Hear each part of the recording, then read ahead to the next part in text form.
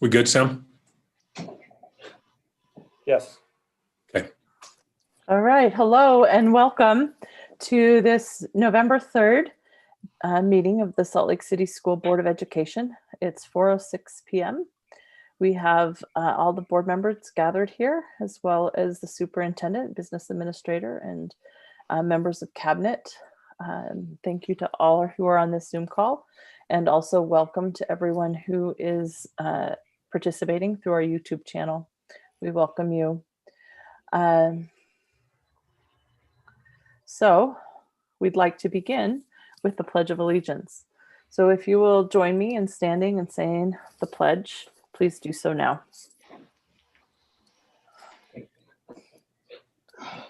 Please repeat after me.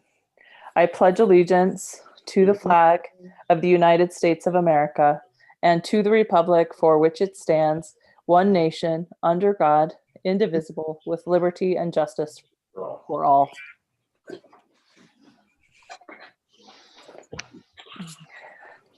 Thank you.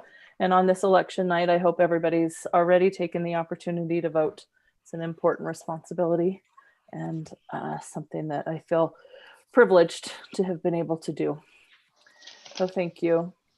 The next item on our agenda is the consent agenda. And I would be happy to take a motion from board member on the consent agenda.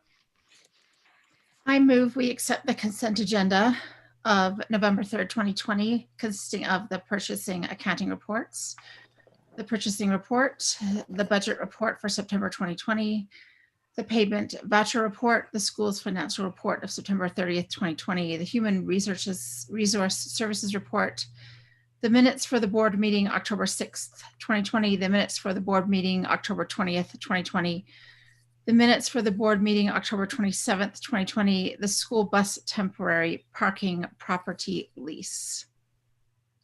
Thank you, Catherine. I have a motion from Catherine. Do I have a second? I'll second. So a motion from Christy. Catherine and a second from Christy Sweat. Do I have any discussion to this motion? One question. Sure. Go ahead, Mike. What is the school bus temporary parking property lease? Where's that at? It's listed on that exhibit.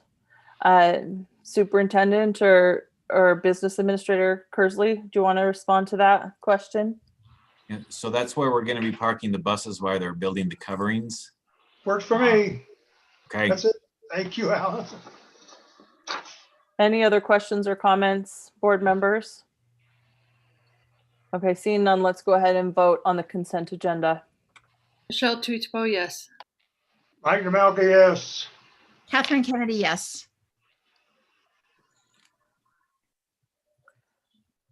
Nate, I can see your mouth moving, but we couldn't hear you.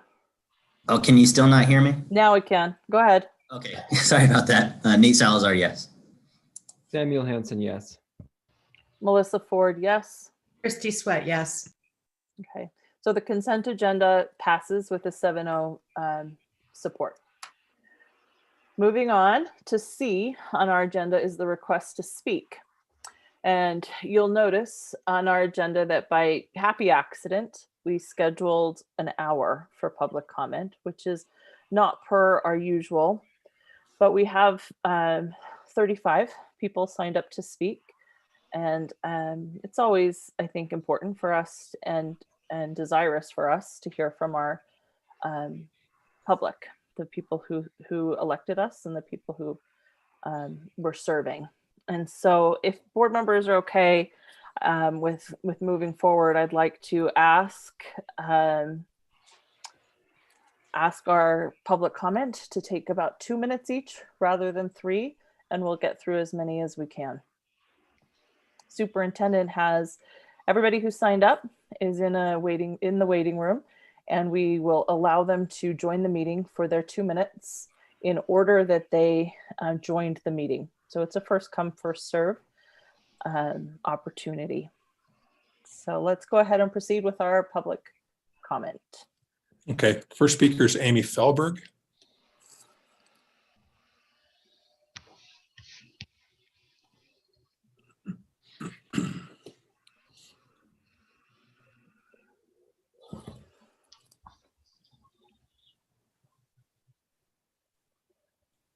Amy, can you hear us?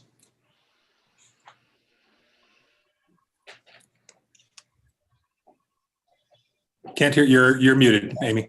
There we go. Okay, yeah, you have 2 minutes. Thank you. Thank you. Good afternoon. Thank you for your service during this pandemic. Please stop wasting time on futile discussions.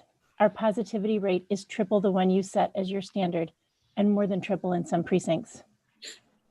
Deborah Birx has stated that we are entering the most concerning and most deadly phase of this pandemic. Schools all around us are quarantining classes or grade levels or shutting down completely, some more than once since the school year started. Our hospitals are rationing care. Please understand this includes you. If you get sick and need the hospital, there is a formula that will be applied to determine if you get care. A decision to reopen any grade levels at this time is a foolish one.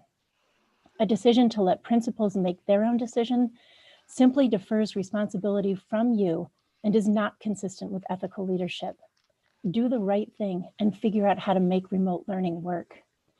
There are families that need support. Let's find a way to support those families. Do not, under any circumstances, believe that you need to come up with in-person options for the rest of us. This time will be a challenging one in all of our family histories. It is, however, one we can wrestle with and overcome. Strength is found when we face our challenges. Our teachers, administrators, and staff must be protected. If you force them back, I hope they march out in protest of your jeopardizing their lives. To the parents who have filed the frivolous lawsuit against you, I can tell you where to put your time and resources to better use that will bring immediate benefit to those who are suffering in our communities. Suing the school board over return to in-person class is a tragic waste. How utterly disappointing that there are adults who are setting this example for our children. Finally, the free therapy advertised for all students in the district is a misrepresentation, as there is a limit to how many students can be served. You have failed to share free resources that could be supporting parents at this time. For example, the Utah Behavior Response Support Team's free YouTube channel that offers a new video each day to support parents during remote learning. You could provide links to searchable therapist directories that exist here in Salt Lake City. You could post free resources that are available through the American Psychological Association. Amy, let me stop you there. Thank you. That's Thank 2 you. minutes. And thank you for that Thank public you for comment. the time. Next speaker is Julie Kruger.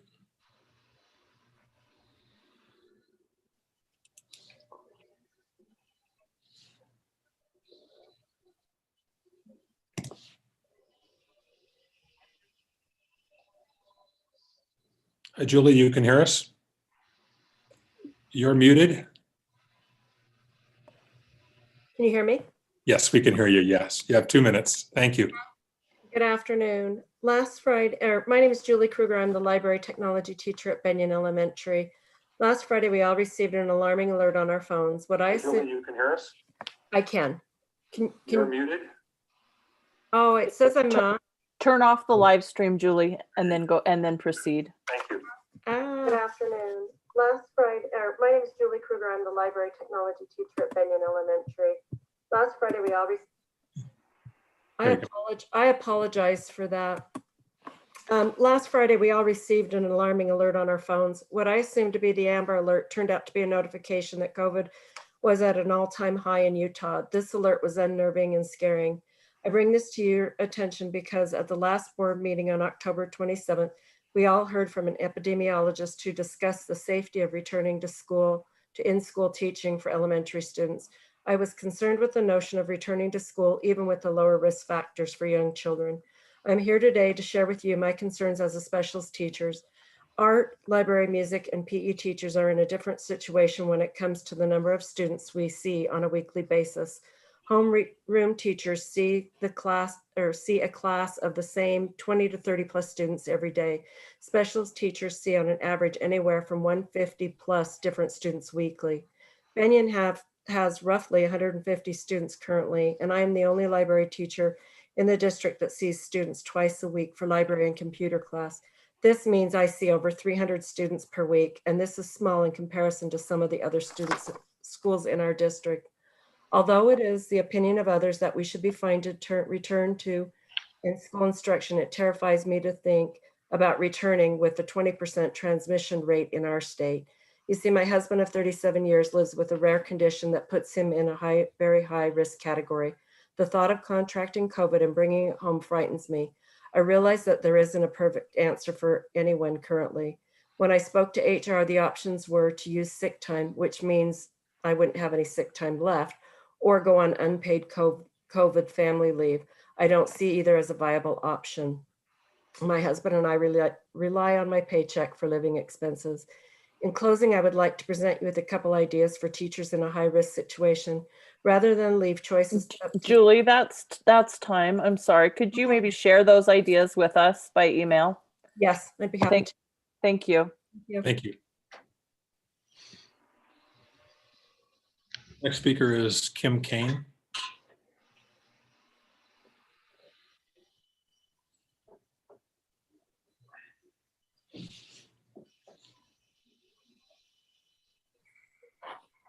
Hello. Hi, Kim. Yep. You have 2 Go minutes. ahead. Go ahead. Thank you. Good afternoon. My name is Kim Kane, and I decided to speak up today for the families with young, small children in the elementary schools who want our children to be attending school in person. I'm not naive to the seriousness of COVID and how high our numbers are. We live with an at-risk family member and have 2 brother-in-laws who are doctors and are on the front lines of this pandemic. Their children are in school. We wear our masks. We don't gather in large social gatherings and use extreme caution. Rather than providing statistics and studies, I can offer you the perspective of at-home schooling in an otherwise high-functioning environment. It is frustrating, exhausting, and sadly for our kids, it's failing. I have 4 children under the age of 8. My oldest 2 are in 3rd grade and 1st grade at Indian Hills. In order for homeschool to work successfully, it requires an attentive adult or parent close by. In the absence of one, the online classes struggle and the entire class pays a price. You discussed a couple of weeks ago the declining numbers in school this fall. You talked about your need to study it more and figure out why. While there may be underlying trends we're studying, one obvious reality requires no research and is much more urgent. I see it in the daily attendance of my 1st graders class. What started off as 19 kids was down to 8 yesterday and 7 today. I know of 3 Indian Hills families who started new schools this week solely for the purpose of getting their kids into in-person school. Unfortunately, those of us advocating for in-person school appear as a shrinking minority. I encourage you to consider in your decisions those now silent voices who have given up on your leadership and have moved their kids and ultimately the budget dollars that follow them out of Salt Lake's public school system. Those of us holding on are hopeful change will come before things deteriorate further. The first week of school, I sent you all an email inviting you into my home to observe for just 1 day. It's still an open invitation. Those of you without elementary kids in your home have failed in your duty if you have not taken this step in your district. Walk a mile in my shoes. You may take comfort that you are preventing the spread and exposure of COVID, while studies and Dr. Herscher's comments last week suggest otherwise. But the emotional and mental health effects of these children is going to affect them for years to come. For that, there will be no vaccine. I ask you, Sorry. please Kim, give your families a choice. Thanks, Kim. That's 2 minutes. Thank you. Thank you. Next speaker is Sandra Bueller.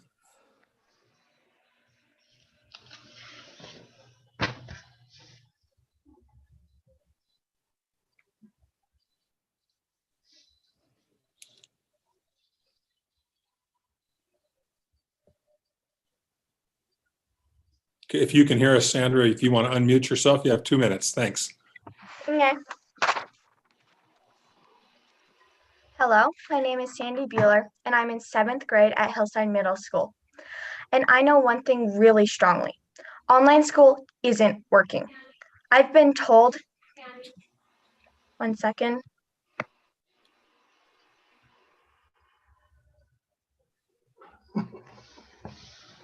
Oh, sorry about that. Hello, my name is Sandy Bueller, and I'm in 7th grade at Hillside Middle School, and I know one thing really strongly. Online school isn't working. I've been told by my eye doctor to stare off into the distance every few minutes due to the fact that I was seeing black spots from staring too long at a computer. Because of online school day after day. I'm on Zoom for around 2 hours a day and seeing spots. So think about all those, my little 6-year-old brother who is on Zoom for 6 hours a day and his classmates which is it is causing pain to their eyes and their brains. Also, there is the plain and obvious fact that online school does nothing to help anxiety. In middle school, you already feel like you're under a microscope, but then you take your class into your house, your safe place. Some teachers have gone so far as to make negative comments on students' surroundings, which is simply not okay. Some teachers are truly amazing, but some can't seem to grasp subjects such as they are not our only homework giving teachers, so we cannot spend a whole day on a project they describe as fun. Or that some people don't have access to stoves or clear plastic cups, let alone a jewel-encrusted real dragon egg from the Middle Ages. What are you going to say? Oh, I'm sorry, I ate my last one for breakfast. My anxiety has been off the rails. There was a week I couldn't go a day without having at least one panic attack. Online school isn't as simple as logging into each class and doing the assignments for the day. It is a labyrinth filled with your worst fears and clouded in despair. Anxiety hiding in every corner, your teachers pushing you in every direction with their own ideas on how to use Canvas. As the ground slowly opens up beneath you and swallows you whole, you hold on to the one truth that online school just isn't working. We need to put down the shovel and get out of the hole before we're buried alive, because online school just isn't working. Thank you. Thank you. Thank you. Next speaker is Carrie Chalveras. Find her here.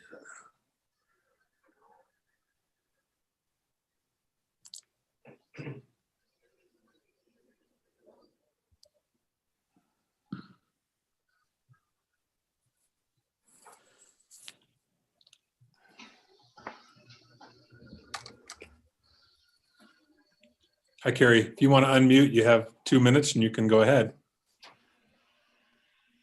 Hi, thanks so much for having me.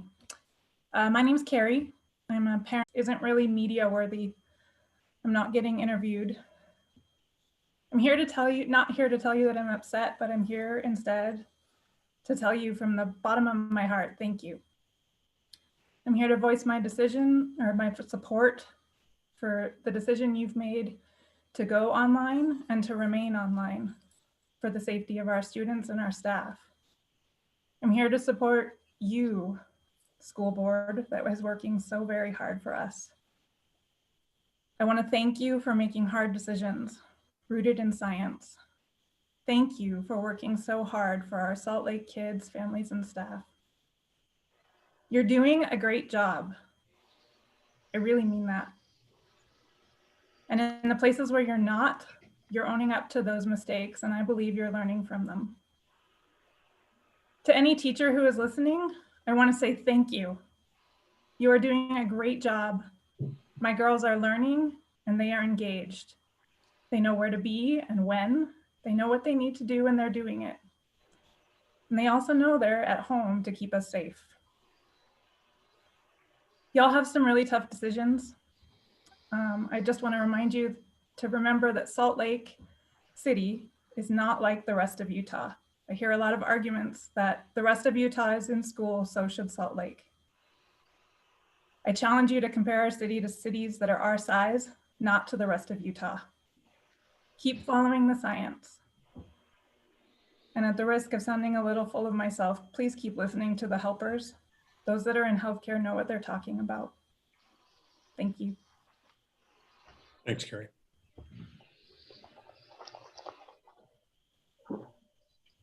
The next speaker is Amanda Sutton.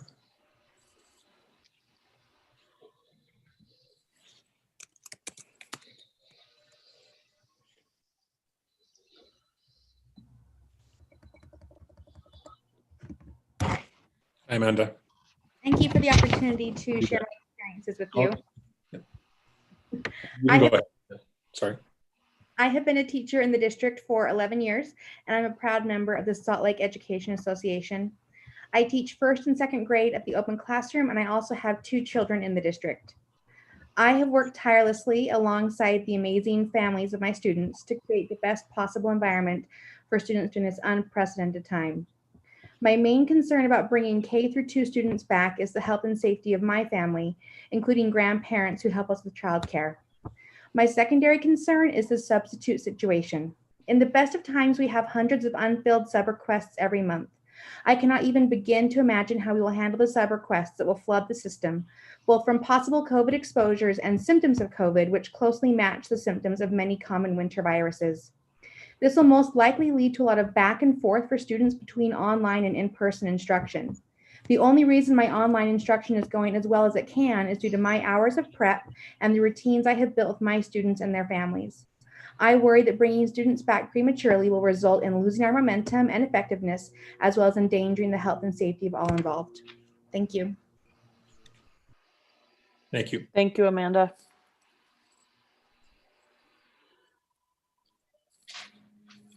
The next speaker is Jeffrey Zivkovic.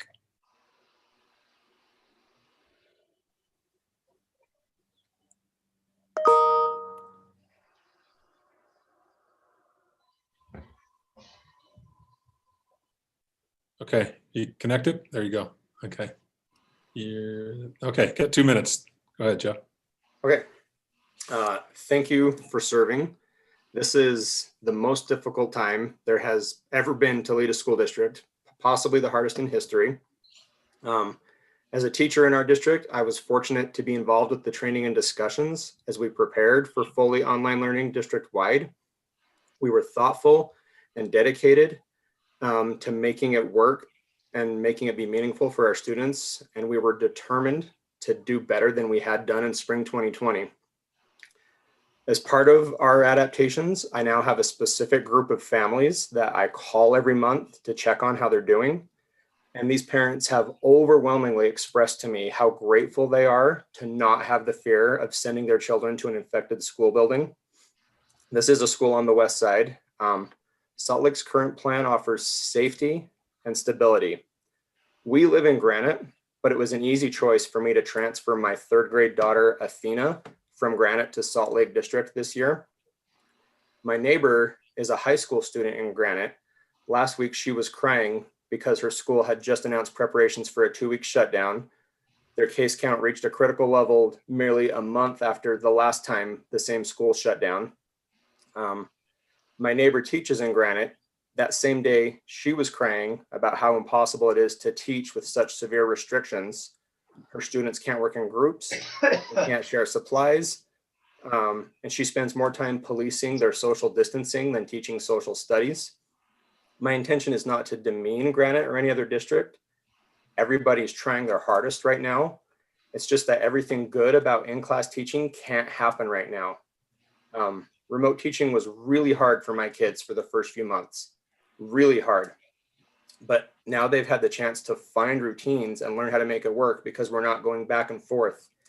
And so have their teachers. And now my 3rd grade daughter, Athena, is loving her online class at Nibley Park School. Thank you. That's 2 minutes. Thank you. Thank you so much for your comments. Okay, the next speaker is Katie Hicks.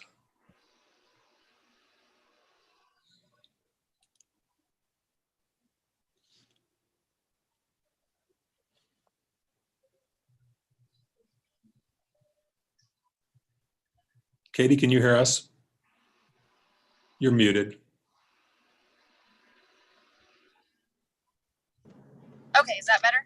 Yep. Okay, go ahead. You have 2 minutes. Thank you. My name is Katie Hicks and I work for Salt Lake City School District.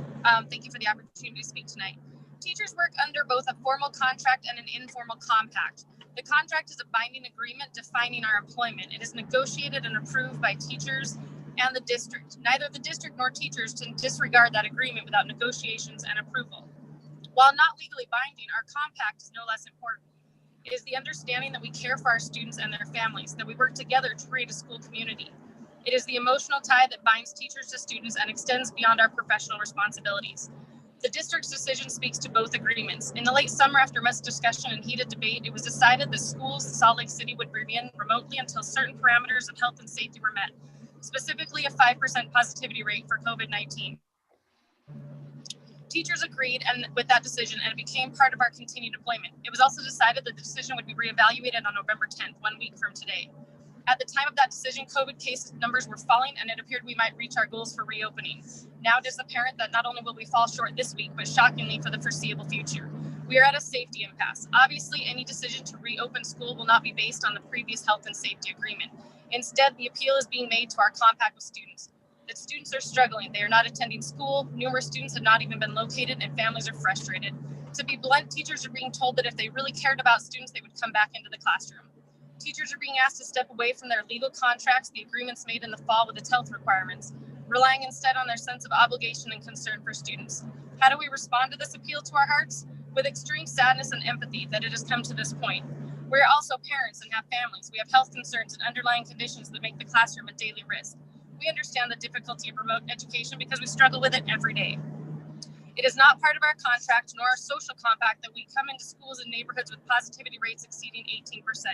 It is dangerous for teachers, students, and families to be in school buildings under those circumstances. This decision is particularly difficult because there is no good solution, no one right outcome. Finally, the board's initial decision was based on science and safety, and there was an implicit agreement that science would again guide subsequent decisions. That agreement should not be discarded simply because science and health will not support a decision to return to the classroom. Medical science is the only safe way to make Thank you, Katie. That's 2 minutes. Appreciate you. your feedback. Thank you. Next speaker is Ashley Anderson.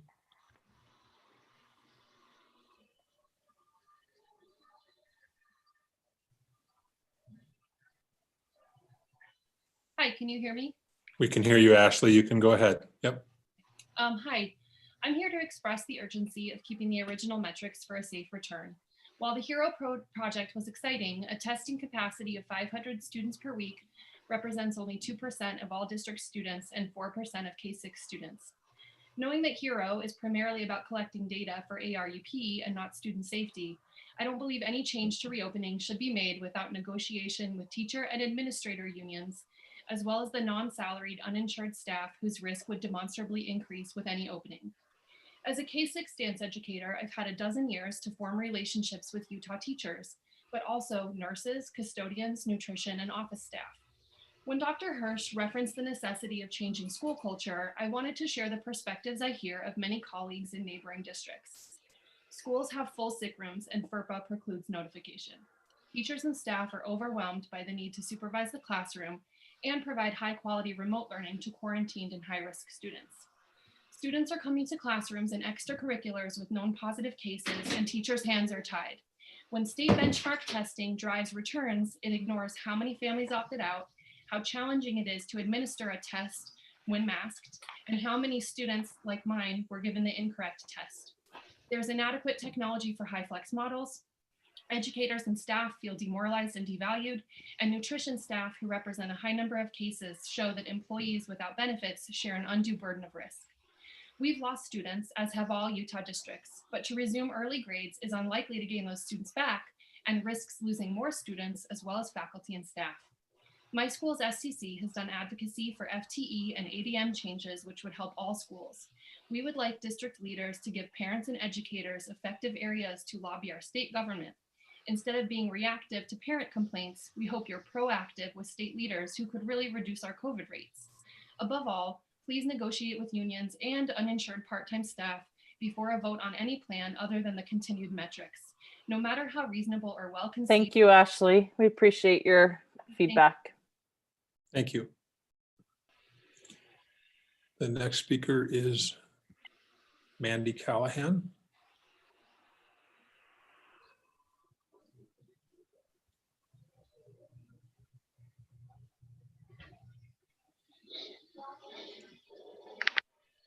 Mandy, you can go ahead and unmute, and you've got 2 minutes. Hello to the members of the school board and the countless parents, teachers, and students watching from home. My name is Mandy Callahan, and I am a full-time English language development teacher and ALS coordinator from Rose Park Elementary.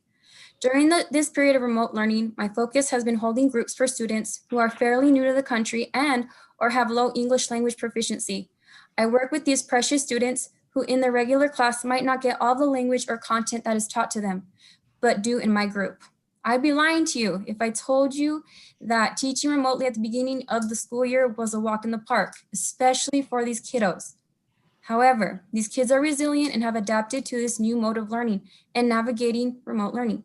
They look forward to coming to my groups and learning. These students are able to be themselves with me, and if they need to, speak in their native language with the Spanish, which is Spanish for the majority of the students that I serve. It is a safe place for them to learn without the language barrier, and yes, it has worked in this season of remote learning. Along with being employed by the district, my son also attends the district and is in kindergarten.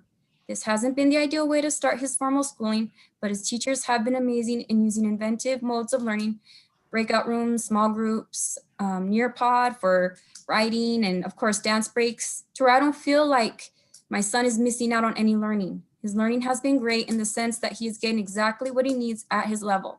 His teachers differentiate instruction for him as well as the other students in his class.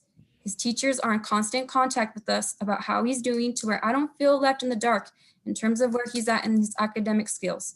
It is working.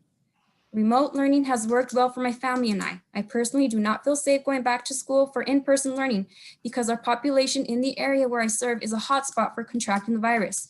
Sure, the infection rate for kids contracting the virus is lower, but it only takes one infectious student to spread it to the others and consequently to teachers and staff. There are a few of my colleagues that would be considered high risk for contracting the virus, and I don't want to even think about the thought of them getting it and at the devastation that it would possibly cause. Thank you, Mandy. 5-month-old infant. That's And I don't 2 wanna get minutes. Yeah, I hear you. Thank you, Mandy. You know, Thanks, Mandy. thank you.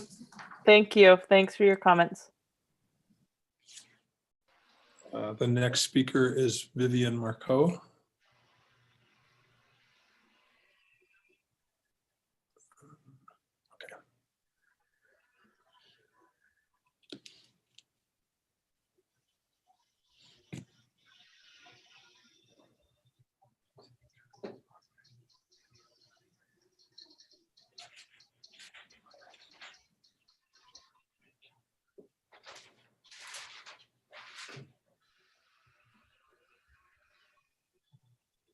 Vivian, you're muted. Oh, wonderful. Hi, I don't know how well everyone can see me, so Now you're good. We can see you and we can hear you. You got 2 minutes, so go ahead. Thank you. I'm Vivian Marcoux. I'm a junior at West High School, and I'm the Salt Lake City district lead for the Diversify Our Narrative campaign. So Diversify Our Narrative is a student-led movement to get at least one book by a person of color in every public high school literature class in America. I know it's a really ambitious goal, but I think that Salt Lake definitely has the potential to help lead this charge and make our community a more diverse and welcoming place. I know it can be tempting, especially for a lot of us who aren't personally influenced by racism in our daily lives, to assume that Salt Lake doesn't have much of an issue with racism, but that's not true. There's no better time than the present to take the steps to make our curriculum more inclusive. This is a time of tremendous social upheaval, and it's important that we just do the best that we can to help these people who are being marginalized today. There's really no place in a modern society for curriculum that alienates students of color. So I'm going to turn over the remaining time that I've got left now in the hopes that other speakers from Diversify Our Narrative are going to be able to get into the public speaking section today. A lot of my fellow members have written testimonials about their personal experiences with racism, and I hope that everyone here today will be able to hear from them and learn from their experiences just how important culturally responsive education is. Thank you, Vivian. Thank you. The next speaker is Stephen Phelps.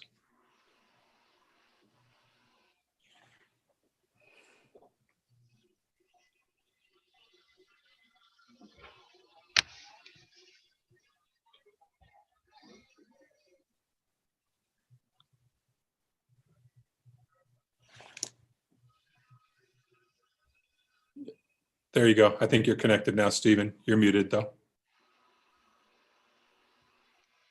You're still muted. Oh, sorry about that, guys. Yep. I was just wrapping up a meeting with a parent and stuff. Okay. So I'm Stephen Phelps. I'm new to the district, sort of new. I worked at Glendale quite a few years ago, and then I left to go to Alpine District up until this year.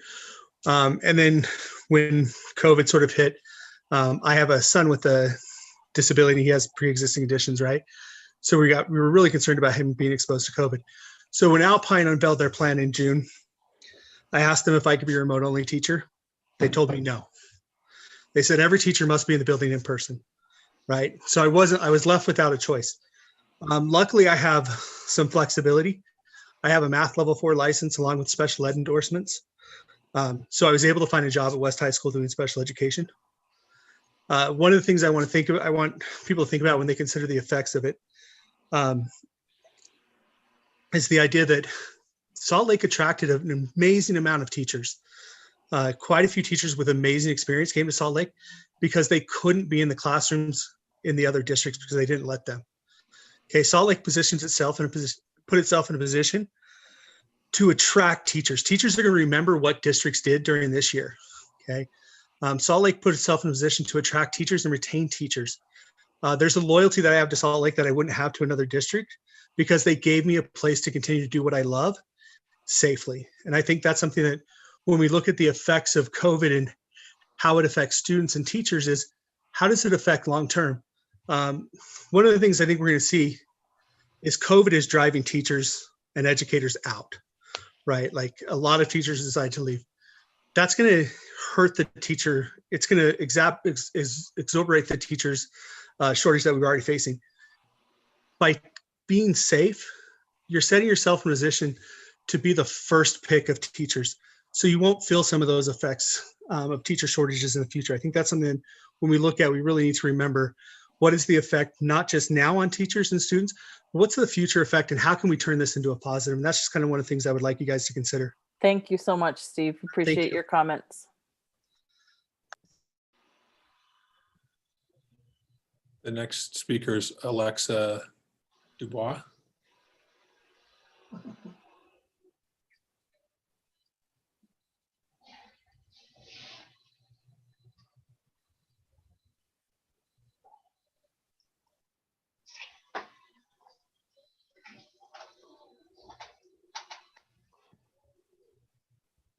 I can't see.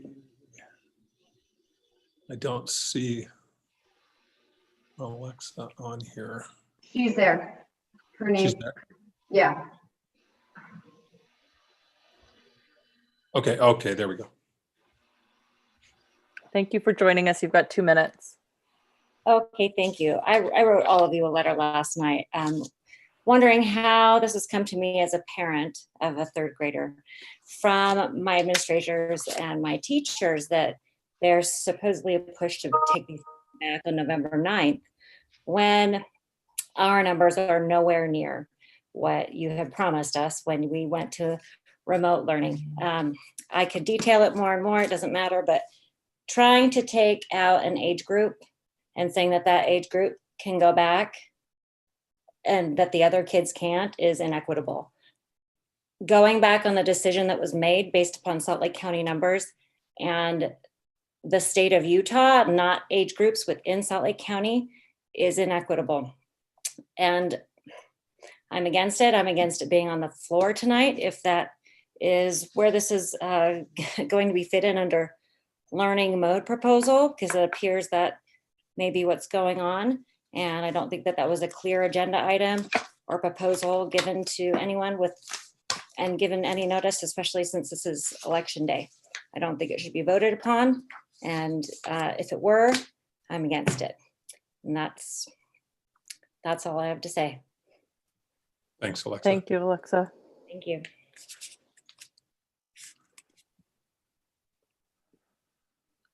The next speaker is Anupa Dalal.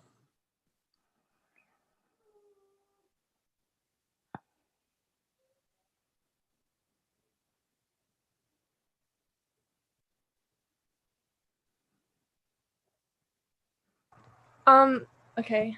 Yeah, okay, you can go ahead. Hi, everyone. My name is Anupa Dulal, and I am currently a sophomore at East High School. I'm part of the Diversifier Narrative Initiative, and I stand in support of this because I know the struggle of being a BIPOC in a predominantly white community. My family came to the US in 2009, and I grew up in a community that didn't really have people like me, and I realized how different the struggles of my community and my friends was from mine. And it was hard trying to grow in and I guess deal with my emotions and my family struggles and still get good grades and go to school. And throughout this experience, I noticed that my friends who were white could relate to like characters in books or like stories in books about their struggles and like find support through there. But I never had that experience. I also noticed that as I went into high school, I noticed how the books and history that we learned was whitewashed and sugarcoated, making books written by white authors about BIPOC struggles false. And the books that have been written by BIPOC never talked about. In this process, we are actively silencing BIPOC voices. It's ridiculous to think that even after all these years in the US claiming to be anti-racist, we still have a school system that silences BIPOC voices.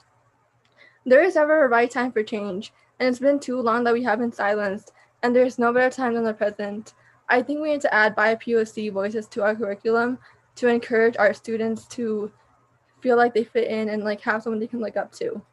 For these reasons, I urge you to take action and support our initiative. Thank you. Thanks, Anupa. The next speaker is Lacey Skips-Ola.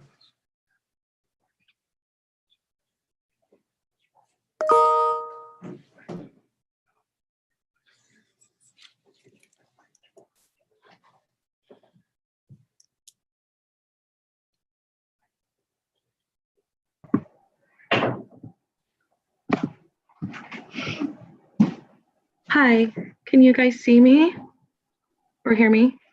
We can hear you, we can't see you. Awesome, okay, let me try now. Maybe. It says my video's on, but.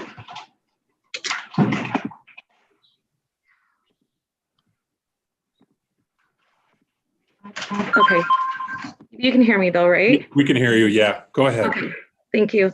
So I just wanted to talk about, I'm in Rose Park, so I represent District 1. I'm speaking for our children, who I know haven't been very well represented so far, and that's because we're all at work.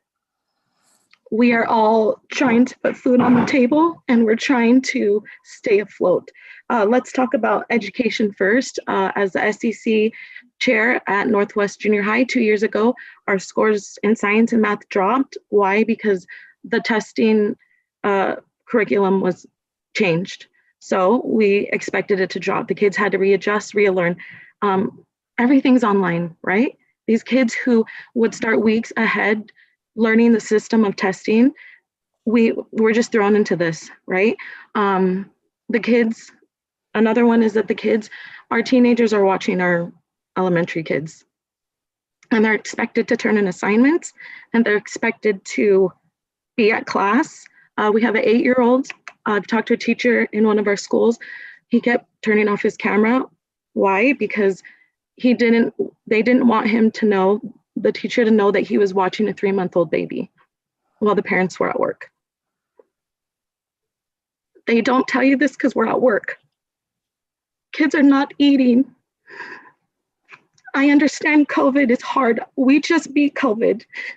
And I have a 70-year-old mother-in-law in the ICU, but if she was here, she would tell you that it's harder to watch her grandkids cry every day because the computer breaks.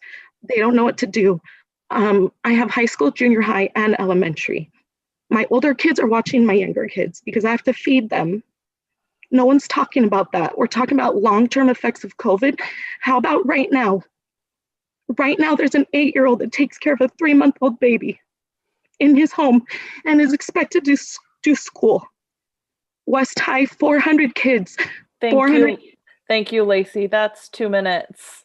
Thank you. Thanks for sharing your message. Okay, the next speaker is Eileen Roden.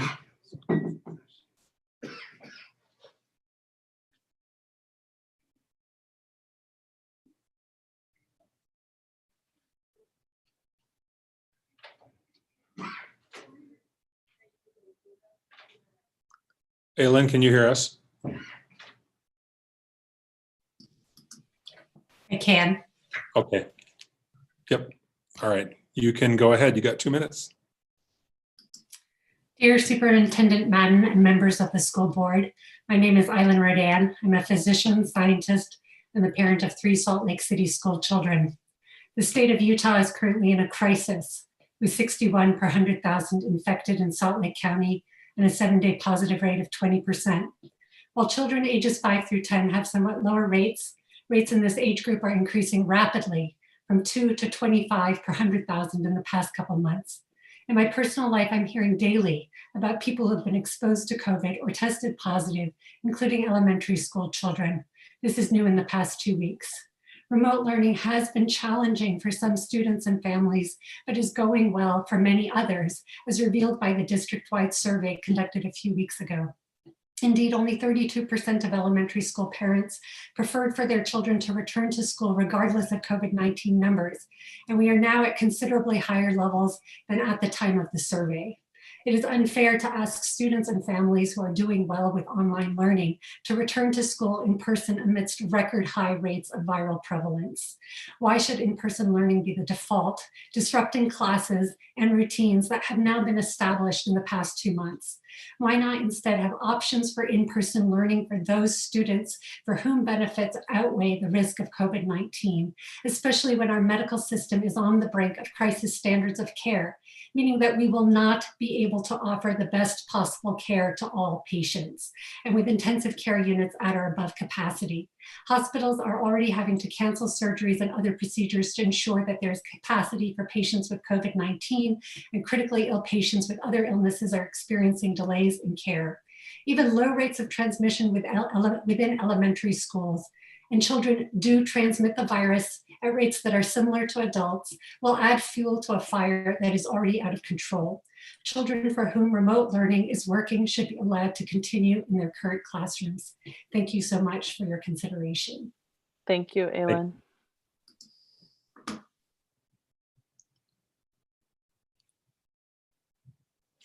Next speaker is Kimberly Vega Razo.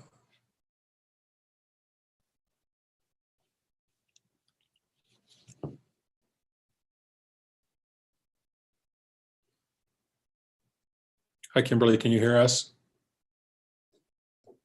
Hi. Okay, you can go ahead. Yep. Okay, hello everybody. My name is Kimberly Vega. I am a member of Diversify Our Narrative, which is an organization that works toward having diversity in our education. I have prepared a testimonial as to why I stand with Diversify Our Narrative. I stand in support of this petition because the education system is doing very poorly in terms of representing Black, Indigenous people of color, especially in English classes where 85% of the books are written by a white author. For example, some books in high school are referred to as classics, or the most commonly taught are Romeo and Juliet by Shakespeare, The Great Gatsby by F. Scott Fitzgerald, To Kill a Mockingbird by Harper Lee. Students are taught to praise these books, even those students who could never connect with the book. I was one of these students. Ever since I was a little kid, I have loved to read books. In middle school, I would always try to look for a character that was relatable to me. However, in English class, this was nearly impossible due to the fact that the authors were white and didn't represent the struggles of BIPOC correctly.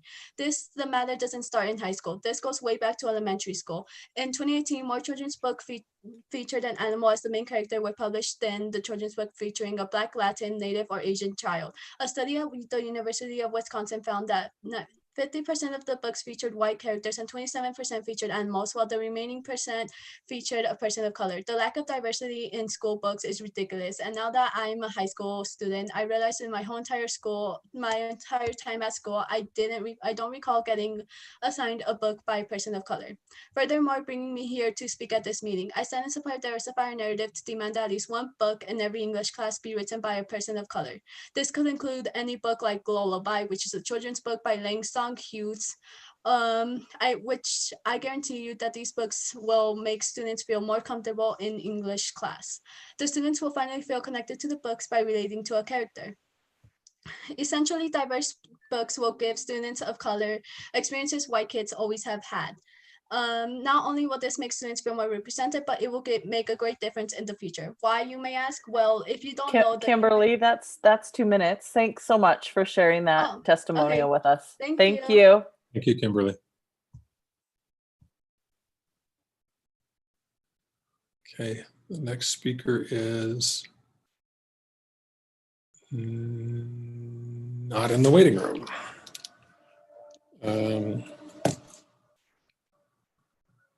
Okay. There's that one.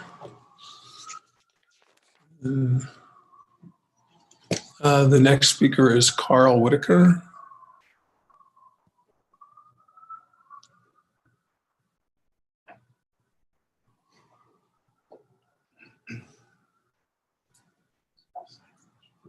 Hi, Carl. You're muted. Hi. There you go. Yeah, you can go ahead. Thank you for the opportunity to speak. My name is Carl Whitaker. I'm a parent of 3 children in the Salt Lake City School District, as well as a local physician. I appreciate the challenging time we find ourselves in, and I want to speak to the idea of remote learning versus in-person learning. I would like to take a moment to applaud the move to include Dr. Adam Hirsch, actually including a local health official with science in expressing his ideas and his thoughts regarding this, as well as the emerging consensus that transmission of this virus is not happening in schools. All the numbers that we're talking about are happening while our schools are not in session. So I believe that what he said was, again, that SARS-CoV-2 is not being transmitted in school. He was clear to distinguish this. There's continuing dialogue about data that we do and don't have. We have volumes of data about in-person learning and the benefits of that, as well as limited screen time. It appears to me as a physician that we've thrown that out the window in exchange for data that we do not have. While I understand that data can be used by any individual to support their agenda, whatever that might be, which we've seen tonight, I do see that anecdotal evidence seems to be more influential here. So let me share my influence or my anecdotal evidence as a physician. I work in community health centers. I take care of people who are uninsured and underserved. I take care of people who are the essential workers. I see them for their well child visits. Every time I ask them about school, what I hear continually is how they are struggling. They're not there to help their kids. Like you heard Lacey say, they have their older siblings are helping younger siblings in trying to manage Canvas and trying to manage online learning. The parents come Carl, in. that's 2 minutes. Thank you, Carl. We just want choice. Thank you. Thank you. The next speaker is Lisa Thompson.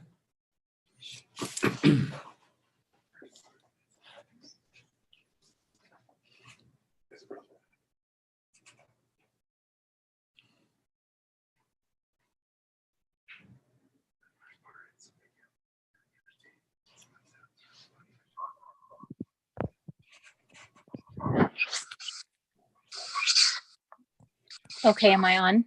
You are on, Lisa. You can go ahead. Thank you so much. I'm here today to ask 2 questions. What science are you following and what data are you collecting?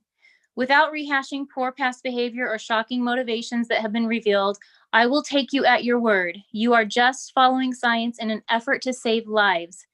Can you reveal the science that proves keeping schools closed is saving lives?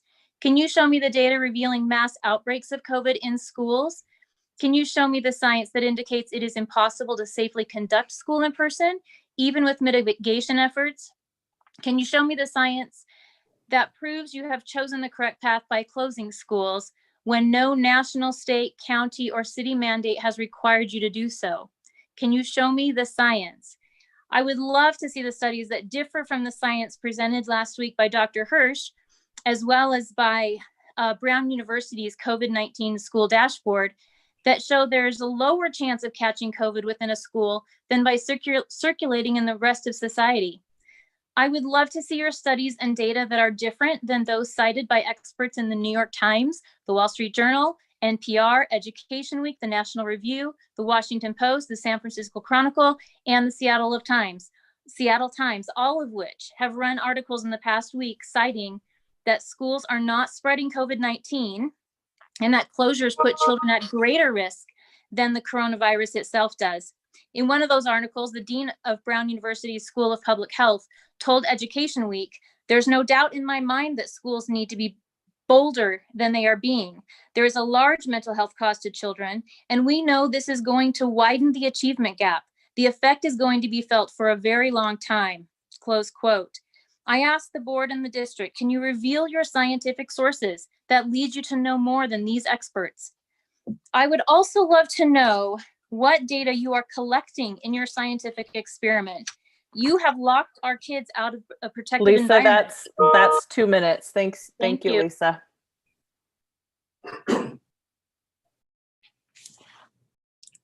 Okay, next speaker is Jose Escabi.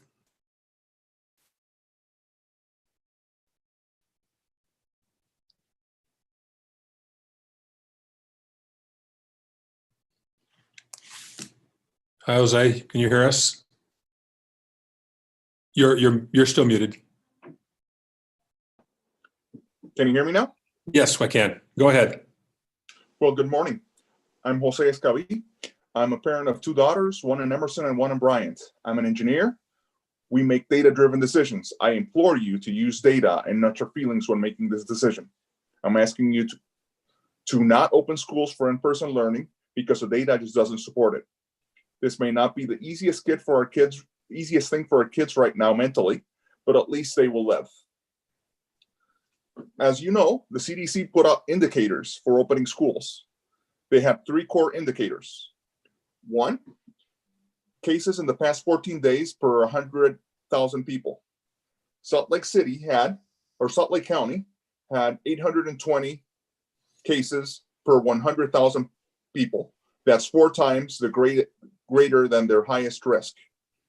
The recommended number was 5 or less. The percentage of positive cases in the past 14 days, they recommended less than 3%. The number for the state was 19.03, almost twice the highest risk category. So the key point is in the measured indicators, we're a long way from safely returning to schools. I also wanted to discuss the vocal minority of parents pushing reopening. In the survey, 72% of parents support remote learning or find it manageable. 54% prefer to continue online. And clearly, the people pushing to reopen are a minority. My community, the Brown community, we're getting disproportionately affected. To the white parents saying that they're concerned about the effects of remote learning on Black and Brown people, they do not speak for us. And finally, I want to emphasize this is for the safety of our kids. As parents, our main job is to protect our kids. And the data says opening schools is irresponsible and may kill thousands. Thank you. Thank you, Jose. Thank you.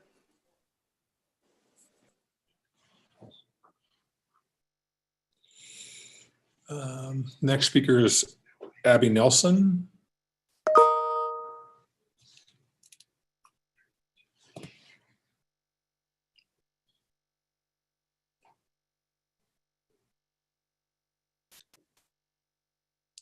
Hi, Abby, can you hear us? You're muted.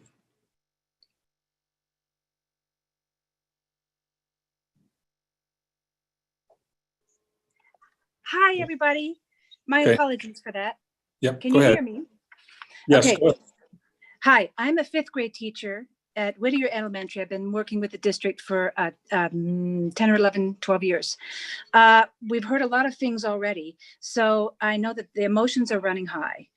People are so fatigued and so worn out. But here's my question. If you vote for in-person instruction, what logistical support are you going to provide? Substitutes have been an issue. I could tell you so many stories about that. And COVID's very personal to me. 2 members of my family died of COVID just as right after we moved to remote instruction. I almost lost a sister to it as well. She's recovering. It was touch and go. Children can be asymptomatic carriers. I want to have my students with me. I want to be there. So I have all these other ways that I find to go above and beyond for their social needs, for their anxiety, for mental health, and for academic support. There's not enough time during my time to describe those things. But I feel, as a teacher, I feel that if we're asking parents and students to go above and beyond, I'm going to go above and beyond too. So I would just ask respectfully that I have a background also in early childhood, and I know how important it is, those years. I feel it, I get it. But what logistical support would you offer us when children can be asymptomatic carriers, when they, you know what I'm saying, right? So I'll just stop right there. And I just care about everyone. We really want to be there, but what logistics do you offer to support that so that it would be safe? Okay, thank you very much for your time. Thank you. Okay.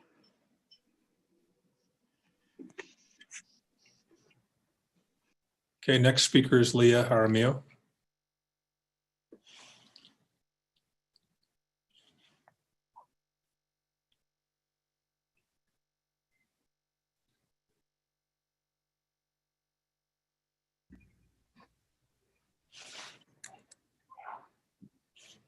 Hi, Leah, can you hear us? I can, thank you. Okay. Yep, go ahead.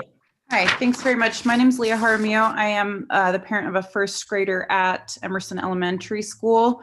First, I want to sort of echo what a lot of the other parents have said. Thank you for the time that you've spent as a board, the superintendent, teachers, administrators, for trying to keep all of our families safe. I really appreciated the learning session with Dr. Hirsch last week, and I just wanted to say I'm concerned about potential return to in-person schooling for preschool through grade 3 for a couple of reasons. I'm concerned about teachers, our staff, and students, their mental, physical, and social health, as well as work-life balance. That's something we've heard a lot in our board meetings and report outs from teachers. I know the online situation is not ideal, but I can tell you that our students in our family and our friends, our kids have started to level out. They started to understand. They're little kids. They're in this age group. We have K, first and second, and they are able to navigate. They are having fun. I hear them laughing. I hear them able to tell us the things that they're learning about every day. And that is not what was happening in the spring. My daughter even likes Lexia now, which if you are familiar with that for the smaller grades, that was not a popular program in the spring. But they're thriving, they're learning, they're growing. And I recognize, I hear Lacey and other parents that it's not working for everyone. And I recognize that. But this is not the time to change a system that's functioning. There are clearly some areas of focus that we need to reach out and find ways to help parents who are having the issues that Lacey described. I feel that deeply, but we also have to take care of our families, our staff, our teachers, and the other high-risk members of our community. The survey that the district published back on October 8th said that 54% of parents would prefer to continue with remote learning if numbers stayed the same. But the numbers have increased by more than 16,000 infections since then. Leah, that's 2 minutes. Thank you so much. The superintendent, how many speakers do we have left in the waiting room? I have one more speaker and Senator Weiler, so 2. So 2. Let's go ahead and finish off. We're at 5:10, so 2 minutes. Okay, Lisa DeFrance.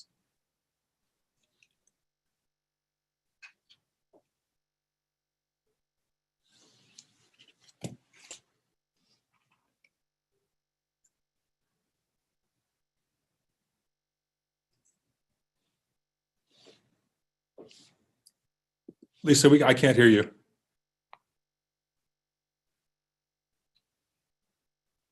Lisa, I cannot hear you.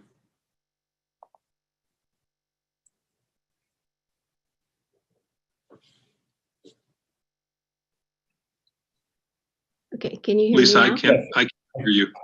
There you go. Yep. Okay, go ahead. All right, thank you for your time and thank you for your service. I'm a parent of a West High junior and a career elementary teacher in the Salt Lake Lisa, I can't hear you. Okay. There you go. Yep. Okay. Go.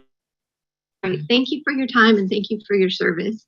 I'm a parent of a West High junior and a career elementary teacher in the Salt Lake Lisa, I can't hear you. Okay. There you go. Yep. Okay. Go. All right, thank you for your time and thank you for your service. Lisa, you need to turn off the live stream. And a career elementary teacher in the Sorry, I don't know what's going on. Can you Yep. hear me now? Yeah, when Turn you off the stop the live live stream, stream. it'll be okay. Yep. Okay, I'm sorry about that. Okay. So go ahead. anyway, prior to becoming a teacher in the district, I was self-employed for 20 years. And these last 10 years, I've really advocated for more emphasis on relationships with students and families in our district around issues of equity.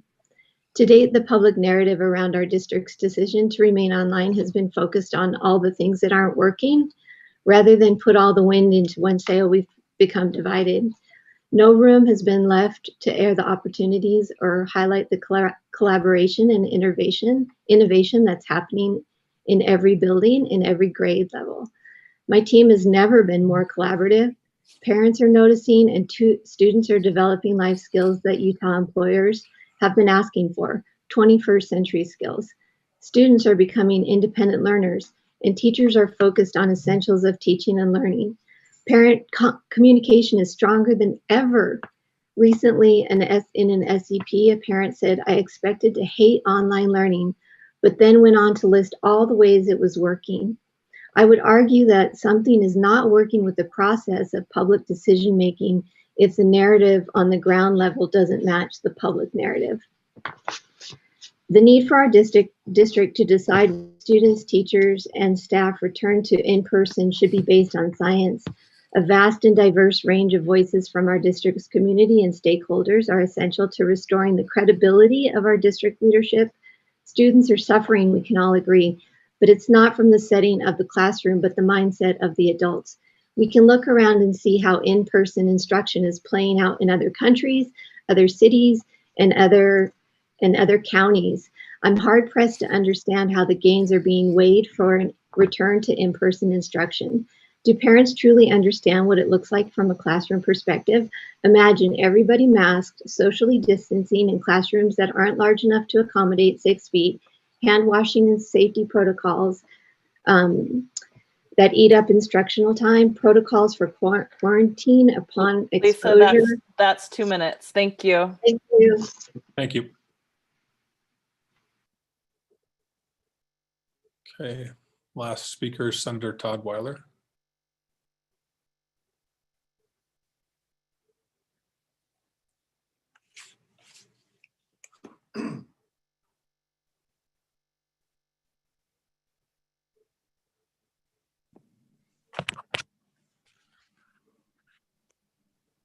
Senator Weiler, you can hear us?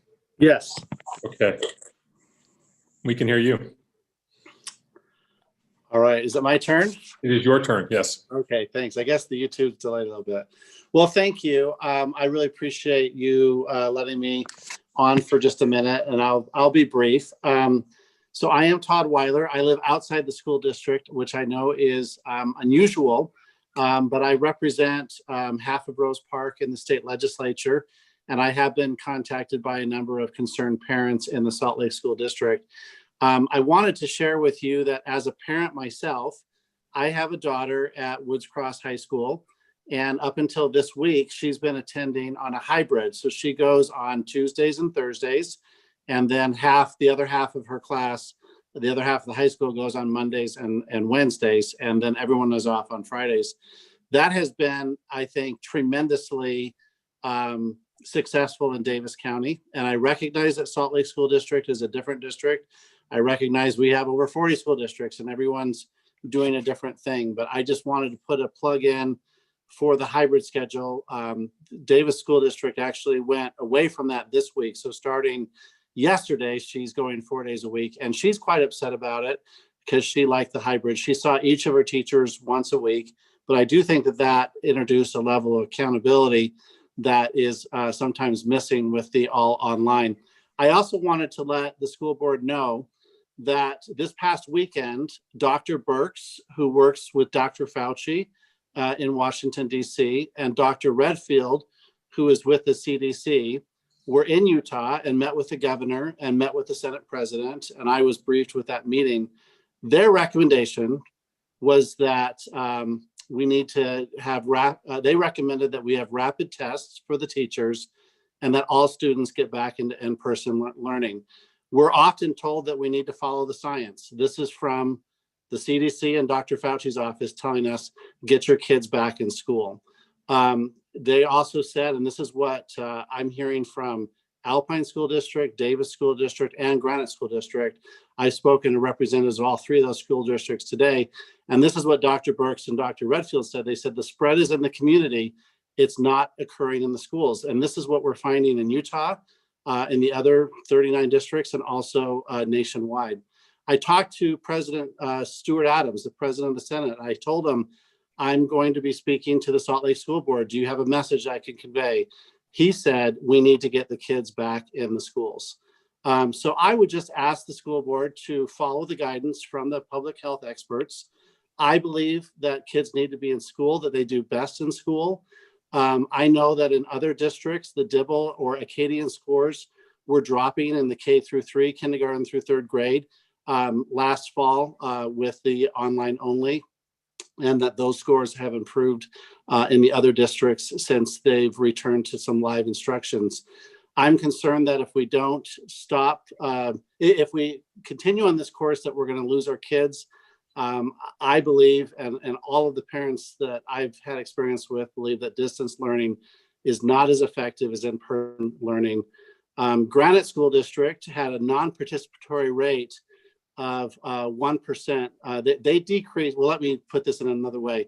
When they were all online last spring, after the shutdown, they had 35,000 kids that were non-participatory, and they've reduced that in the last 2 months to less than 1,000 who are not engaged. I believe that there's very little, based on my experience as a parent in Davis County, there's very little classroom or student-to-student transmission. In Davis School District, I wanted to report to you, has had 0 reported cases of student-to-teacher transmission. The transmissions that are happening in the school and the family settings. The other advantage of a hybrid is when the state says that you have to shut down or quarantine if you have 15 students, when you do the hybrid, you split your population into 2. So you could have 14 students on the Monday, Wednesday schedule, and another 14 students test positive on the Tuesday, Thursday schedule, and the school can still remain open. So I've said more than, taken up more time than I wanted to. I know that you're in a difficult position. When the Davis School Board announced the hybrid, about 1/3 of the parents revolted. When the Davis School Board announced that they were going from the hybrid back to 4 days, another 1/3 revolted. And I recognize that as school board members, no matter what you do, people are going to be unhappy. So I thank you for your service, and thank you for listening to me. Be happy to answer any questions. Thank you, Senator Weiler. Senator. Thank you.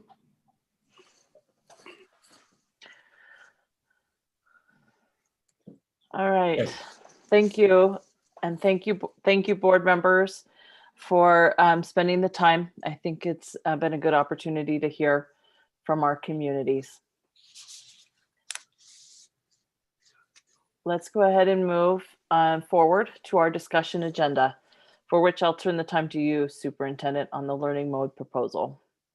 Thank you. And I just wanted to, I've got a short presentation I'll show in just a minute, but I wanted to just make a couple of comments at the start. You know, like everyone else, I wish the pandemic was over. I don't know when it will be or how things will be changed in the long term. What we have known as normal may not be an option moving forward. We do know that we cannot go back to school the way it was last year. That doesn't mean we can't go back to school. It's just going to be different. The virus has changed that. It's not really a choice anymore. One of the things that we've said all along is we'd follow the science rather than public opinion. And while I have a pretty good understanding of the nature of science, I make no claim at being a public health expert. And following the science is not always as clear as it sounds when we make that statement. There's always got to be some interpretation. The data are evolving as time and research slowly provide greater clarity to us. We're in flux, and I think we can. I think we know from the experience so far that we can expect that to last for a while. So I just want to be clear that we are doing everything we can to follow the science, but the science provides us with data. It doesn't tell us what to do with it in the end. We have to make some of those hard decisions ourselves. There are certainly a lot of variables. We do want to take the advice of experts, but I would also say that I've gotten a lot of advice from experts, and there's not always consensus. They don't always agree. I've heard from a lot of medical professionals, and from medical professionals alone, I've heard everything from kids need to be sent back right now to we should stay out as long as we possibly can. We chose some metrics at the beginning of the year, and while I think those metrics were reasonable at the time based on what we knew, I think we've learned a lot. And I think I've said this before, and I'd like to say it again, that I don't necessarily want to get stuck on those metrics. I think we have to be open to new information.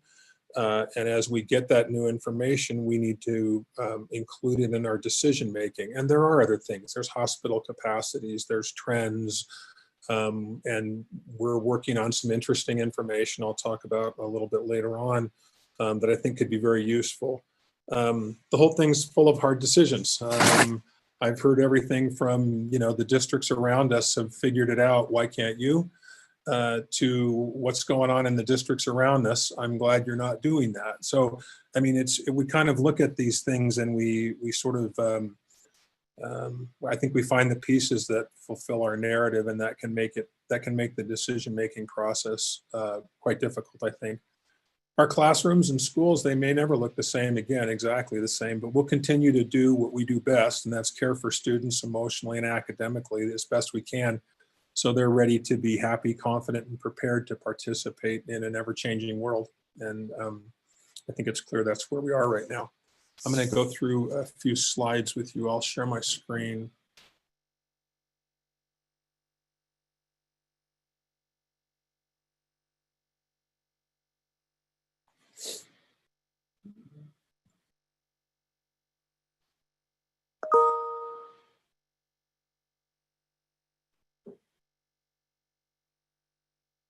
So this is our update for November 3rd. First thing I wanted to talk about is there are some things that we know, or that we believe we know. I'll find my cursor here. And oops, I'm so sorry. I'm trying to move the pictures a little bit there. Yeah. I mean, we know teachers and administrators are working super hard. People have commented on this in some of the requests to speak. Is the numbers are the highest they've been. We're at about 19.49 over the last 7 days in Salt Lake County. The 61 cases per day is 61 per 100,000. That was that number that we originally identified as 10, and the positivity rate of as 5. But again, I think we need to still be open to new data. Data is somewhat limited at this point. We're continuously learning more. During the current surge, there's been an increase in younger students, but not as much as in older students.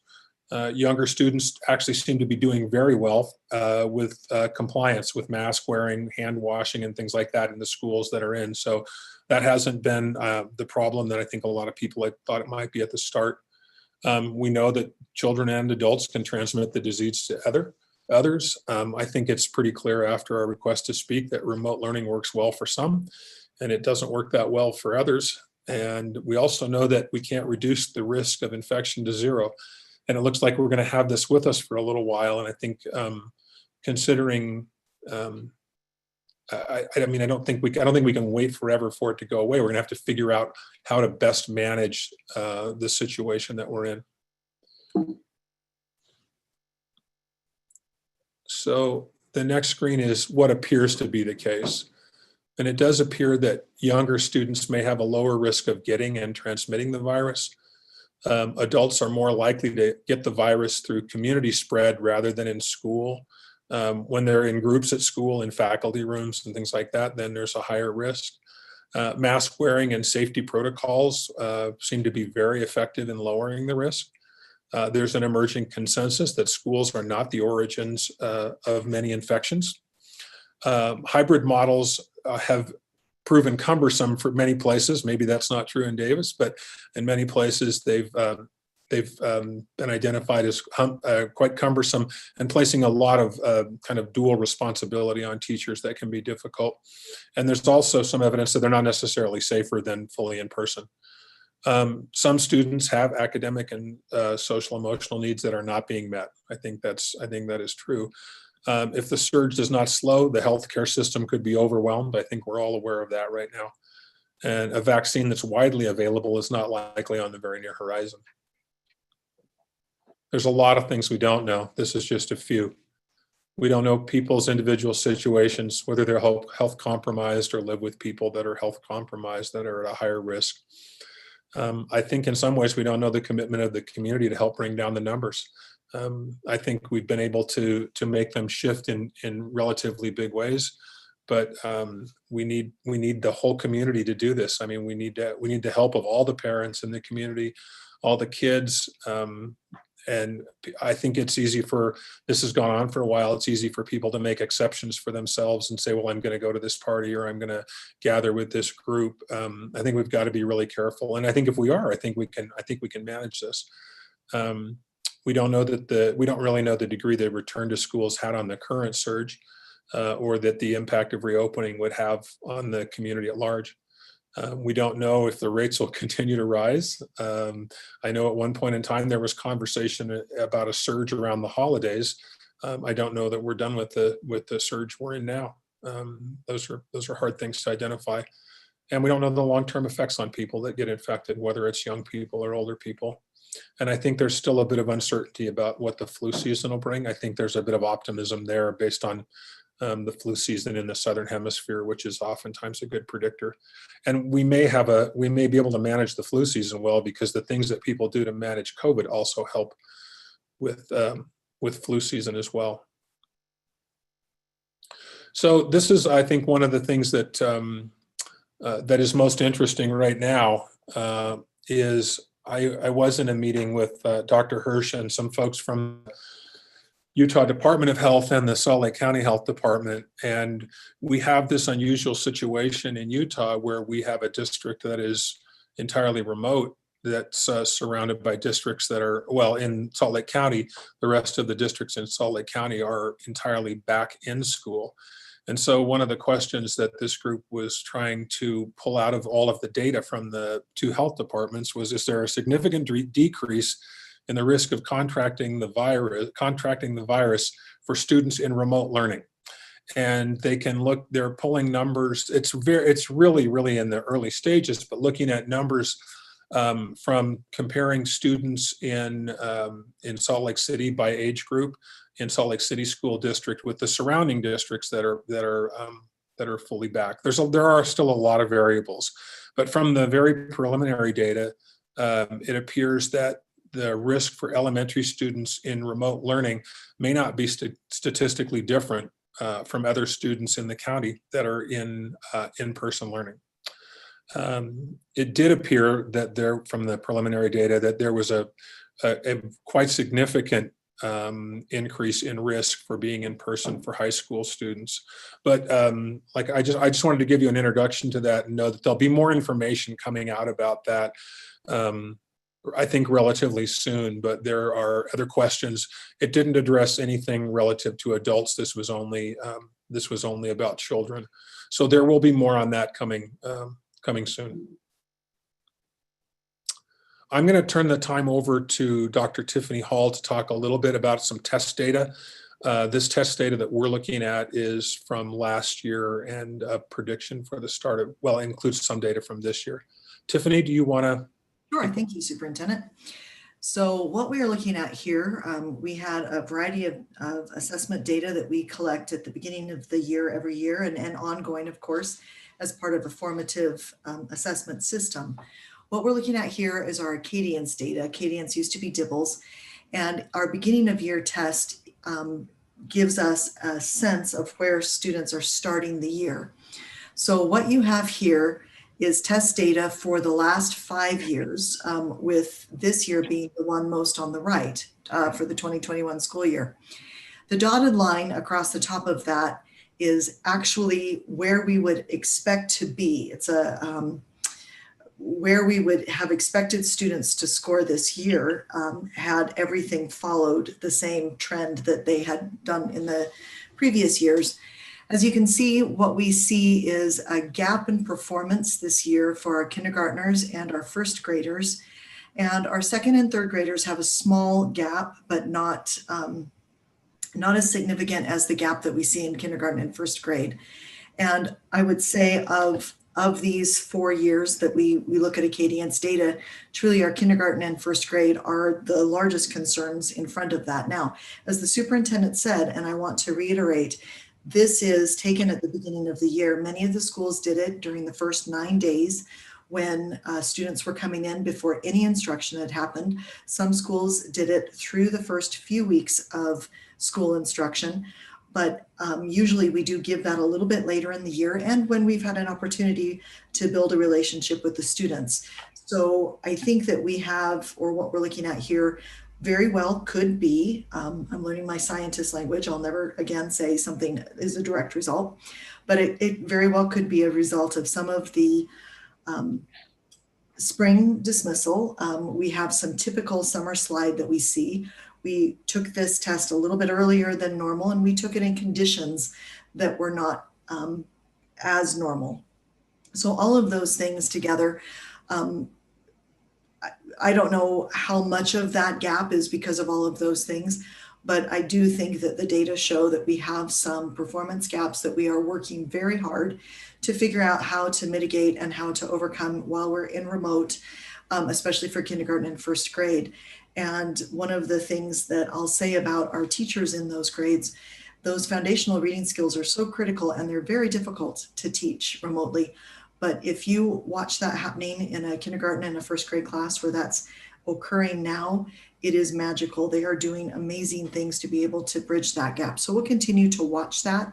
Middle of the year data. So the Acadians test is given 3 times a year.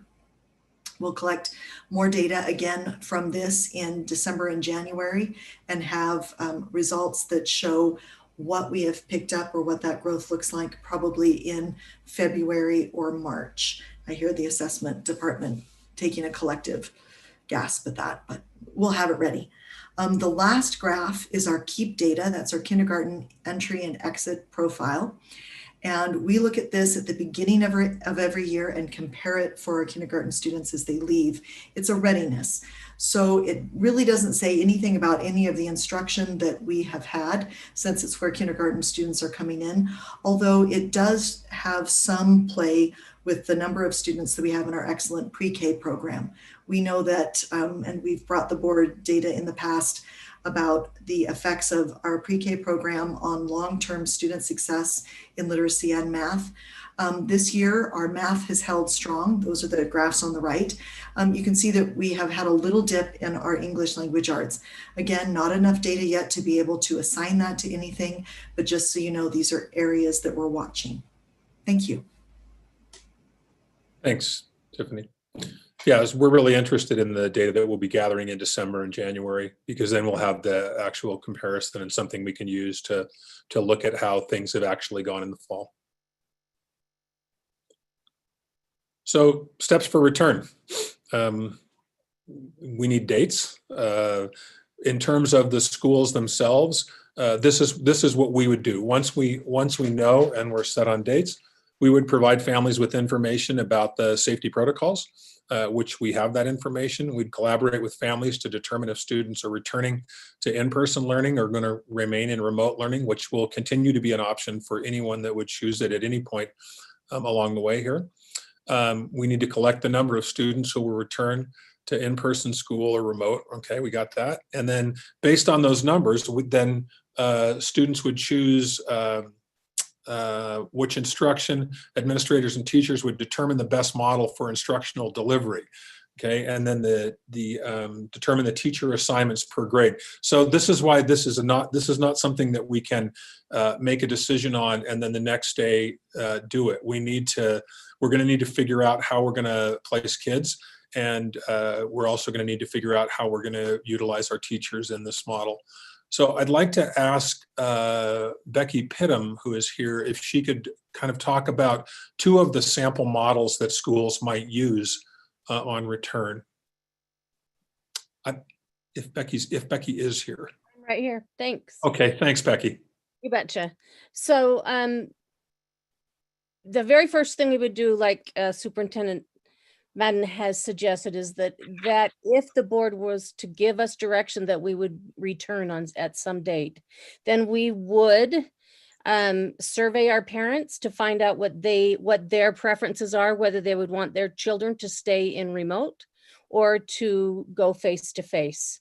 And then once we had that clear information, also our at that point, our principals would work with each grade level to determine the best way to make those classrooms. It may be that the numbers work out perfectly and there are just enough remote students that one teacher would do all of those would have all of those remote students, and the other children would be shifted to the teachers who are not remote, who would do in-person instruction.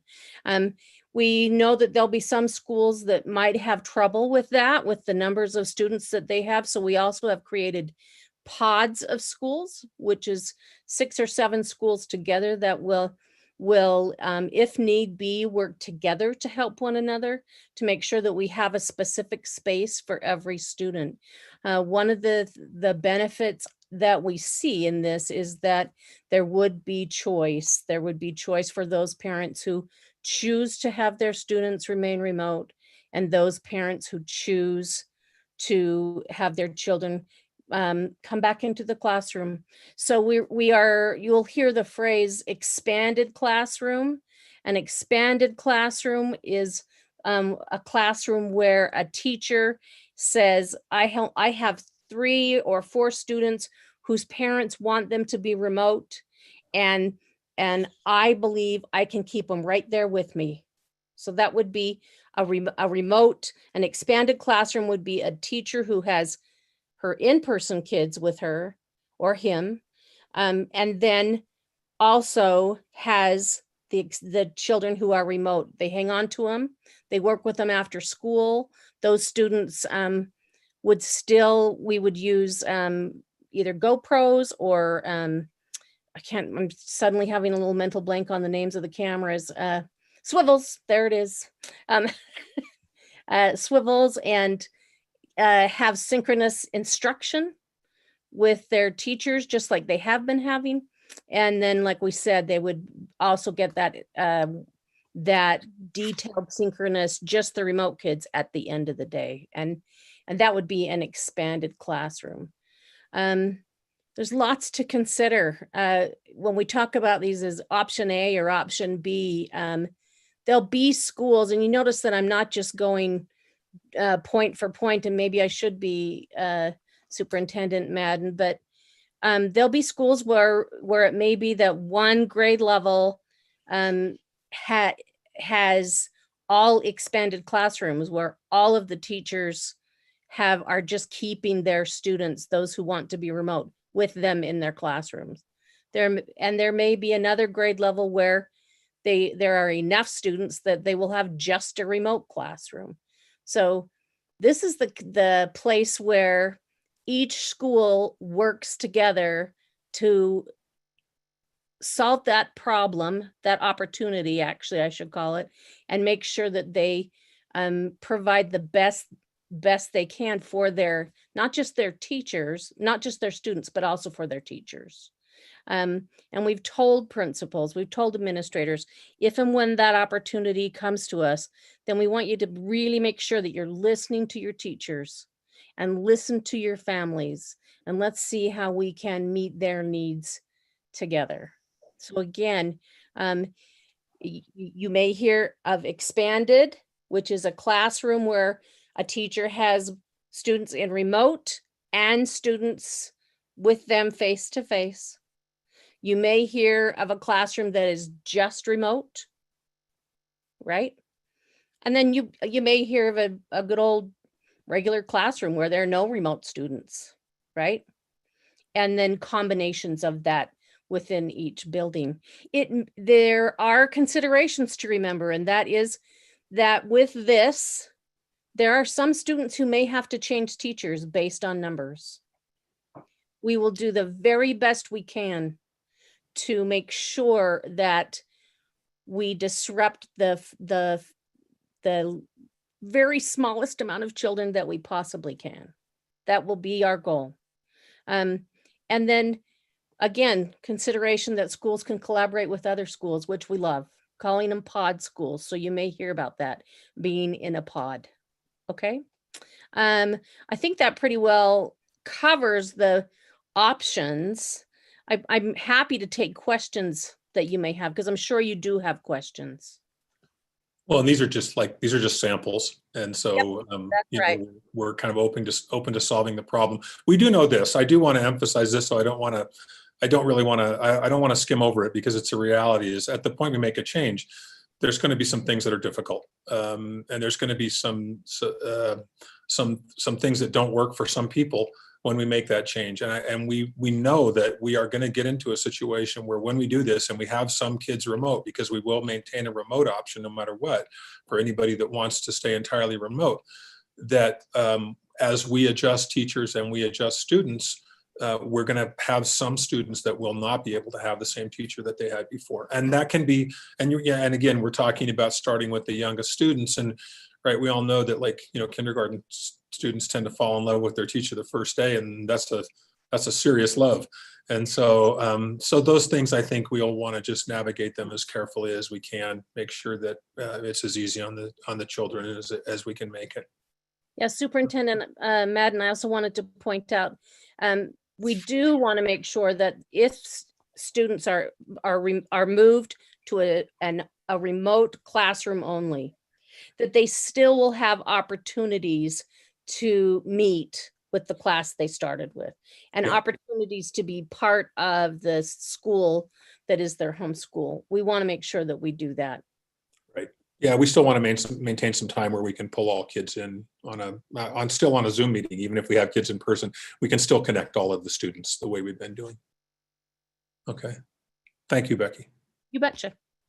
So the last couple of slides are just this. In terms of secondary return, it appears that secondary schools are at the most risk for large community scale transmission of COVID-19 right now. And at this time, it's not suggested that students return to grades 7 through 12 sooner than second semester. And then I would offer this next part as a potential model for elementary return. We like I said, we need some lag time to determine who's going to be remote, who's going to be in person. But in this model here, we would phase the students in. So we believe that, like, bringing in the pre-K1 to a school first would be a chance for the school to kind of get their legs underneath them, get the little kids in there, set up the protocols, the safety protocols, and make sure they have that down. Then bring back the 2, 3, and then finally bring back the 4, 6. And then we can, of course, for the secondary, we'll keep the conversation going. We're going to learn more. As we go forward, we will learn more, and then we'll have to decide how we want to use that. So at that, I will turn it over to the board for questions. May I start out, Melissa? Mike, what I'd like to do is do like we did last week and go in order. Go ahead. Thank you, Superintendent, for this presentation. And I know the board has questions. So what I'd like to do is just start with Michelle. We've got time, and I want to make sure we give time to this decision. So Michelle, go ahead and start and take the time to ask the questions you've got. I'm going to pass for now, so I'll let Mike go first. Okay, thanks, Michelle. We'll come back around to you. Okay, I have a couple questions. One of the questions is, I think waiting till January is too far, because on the west side, and one of the parents talked about it, you've got the prime time coming up for them to work in December and November. And if we wait until January, they're going to be just as bad off as they are right now. So that's one of the problems I see with it. I like to start in a couple of weeks, and just with whatever we're going to decide we're going to do. So let's do it in a couple of weeks. Second thing I like to point out is that I have not yet talked to a teacher who is doing both remote and in person who is not overworked. Yeah, I kind of take back some of the things I said about lazy teaching being in remote, and I found out that maybe I'm wrong in some ways. Good teachers they spend a lot of time teaching in remote. Yeah. And it's really a lot of work for them. And so when you start sticking them with in-person and remote, you're going to wear them out faster than you're going to do anything else, I think. One of the questions.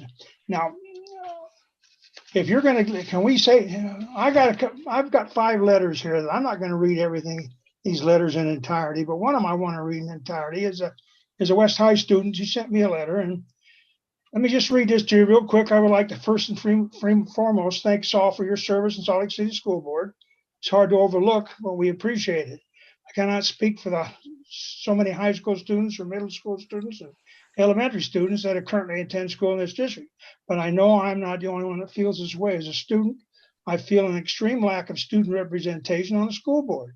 If you were to take an elected student from each of the high schools, the school board could benefit, and we talked about this. The diversity and added insight the students would have to offer. I also implore you to consider reopening schools to students. I believe that many of you are people of science, and science shows that youth are not susceptible to the virus in the same way as the elderly. Now, of course, we've all learned that what's happened in the other school district, that's maybe a little bit stronger than high school students because of their social lives, a little bit harder for them. Unfortunately, the real battle for us is not lie in physical ailments. The real battle is with our mental health. Unfortunately, suicide rates, mental hospital admissions have skyrocketed among my generation since the beginning of the lockdown. The need to end for the sake of all of us. This needs to end for the sake of all of us. I know I am not the only one to see it this issue.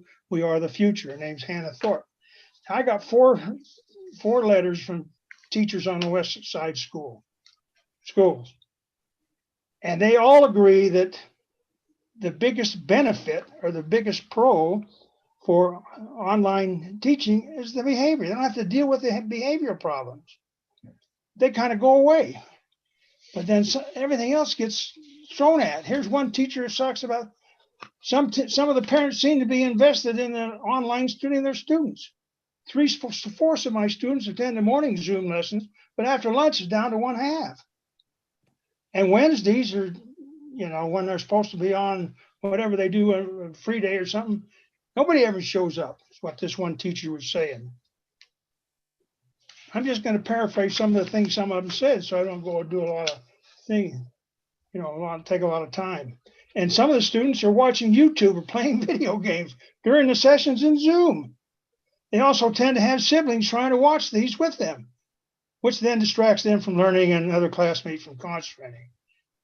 These teachers, they're not dumb. They know that, and they know these kids are telling them this because a lot of these kids are honest. They tell you right out what they're going to do.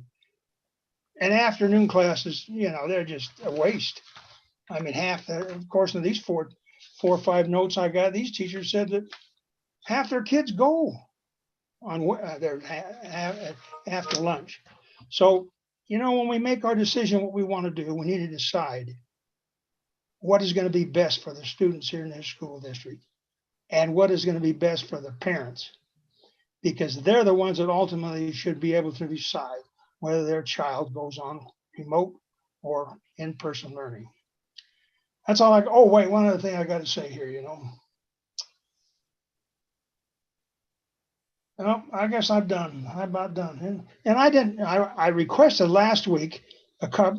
They talk about the survey where 52% of the parents say they want to stay on remote.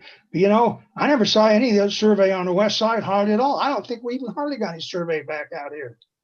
So the West Side teachers, students, and parents didn't get to say anything. So we're out of luck. So I don't base anything on that survey. I think we do have a breakdown, though. What's that? Is that true? We have that broken down now. Good. I hope they pass it to need me. to send it to us, Superintendent. Yes, Just go ahead. so The board hasn't seen it yet. Thanks, Mike. I appreciate that. Let's move to Catherine. Welcome. Thanks. Go ahead, Catherine. Hi, I think actually Michelle is smart. It's hard to respond to this report on the fly like this after seeing it and hearing about it for the first time tonight. I would say that that we're probably not ready to make a choice tonight. I think that it's very difficult to have this information and then try to make a decision tonight. It's a lot of information to look at. I think that with the soaring numbers in our district, I'm certainly not ready in the soaring numbers in our county to vote for anything besides staying with remote learning. I think we need to stick with the things that we've said. I would like to see our youngest students return to the classroom, but I think it's not safe, as particularly for the adults in our schools, to return to classes. And I do think that what we've seen and the statistics that we know that students do transmit to adults, and that we have to think about the fact that they'll transmit to their own parents, their own grandparents, and to teachers, and teachers will transmit to their family members. In fact, we did all receive a letter about that happening to a teacher. In terms of responding to the presentation we received tonight, just some comments that I had when I was looking at that presentation. Like I said, I think it's very difficult to respond to things that we got tonight and we're seeing for the first time today and this evening. First of all, some comments about testing and the numbers we saw. My understanding is that the testing, almost all of it occurred right before school began. Versus typically the testing occurred approximately a month into school, the cadence testing, and the cadence, or what used to be called dibbles testing, occurred masked. It's very difficult to do dibbles or cadence testing masked, so it's not at all surprising that those numbers went down. Also, if they occurred a month into school versus before school started, again, it's not surprising that those numbers went down. I'd like to see the cadence numbers in the mid-year to see how those numbers are and see if we can get a better reflection on those numbers later. I also think that the other thing that I've heard is a lot of students were given the wrong test for some reason. So I'd like to see the accurate testing later on. But I'm disappointed in those numbers and what we're seeing. I don't know how much those reflect the spring. I assume they reflect some of the spring results. I also have to say that I'm a little bit disappointed in the plans that I saw tonight. I wish that they were a little bit more innovative and more detailed. I think some of them are a little bit presumptive about what we want to do. For example, I know that teachers in other districts have really disliked what we're calling the expanded version. I think that the expanded version is I'd like to have some real teacher input about the expanded version. I think that Mr. Malka is right about his comments that teachers in other districts have had a bad feedback about, has been negative about expanded teaching.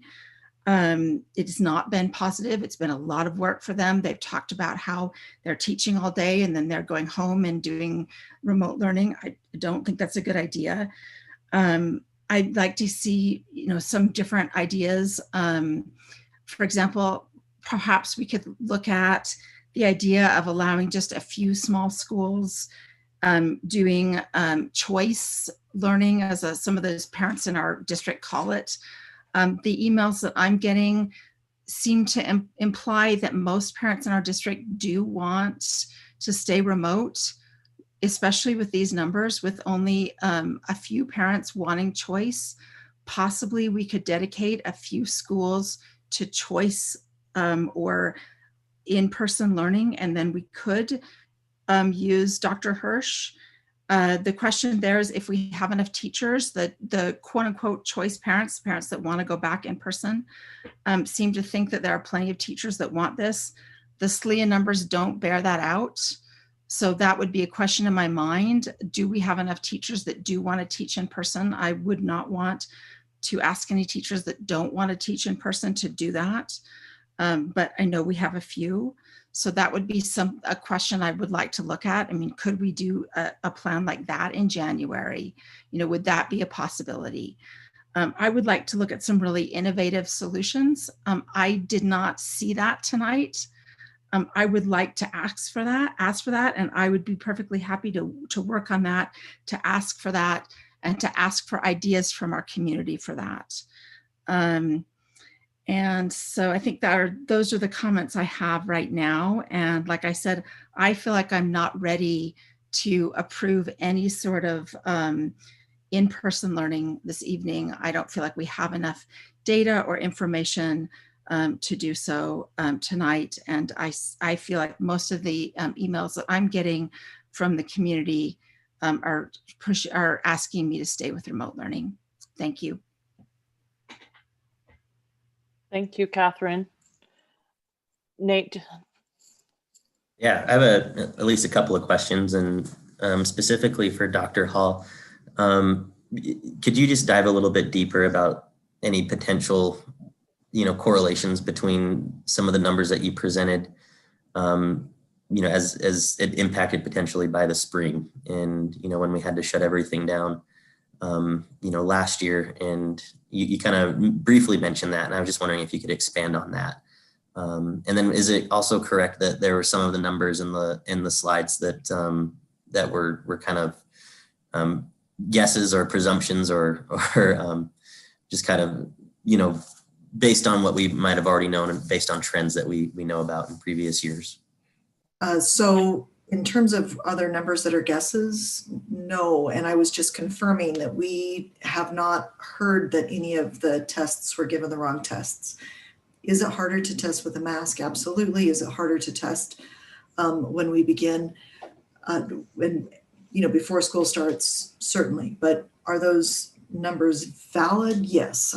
I would say that the gap and the trend, it's a scientifically valid and reliable assessment. The trend data has, is based on, yes, the numbers are correct. How much it could have been affected by a variety of factors, that isn't something that we have the data to be able to say this was, because of this or because of this or because of this. That I don't think that we're able to do that yet. One of the reasons for that is that this is a beginning of the year test. To really get to that kind of information or thinking about what happened, we would have to do kind of a post-year test. And we did some of that with math. We did give some of last year's, so end of year last year to beginning of year this year. The difficulty was we didn't get a full complement or enough data that we could say definitively, here's where we are with math. But there wasn't a spot for us to do that at the beginning of the year. As you'll remember, there was a lot of concern about the amount of assessment that we were doing.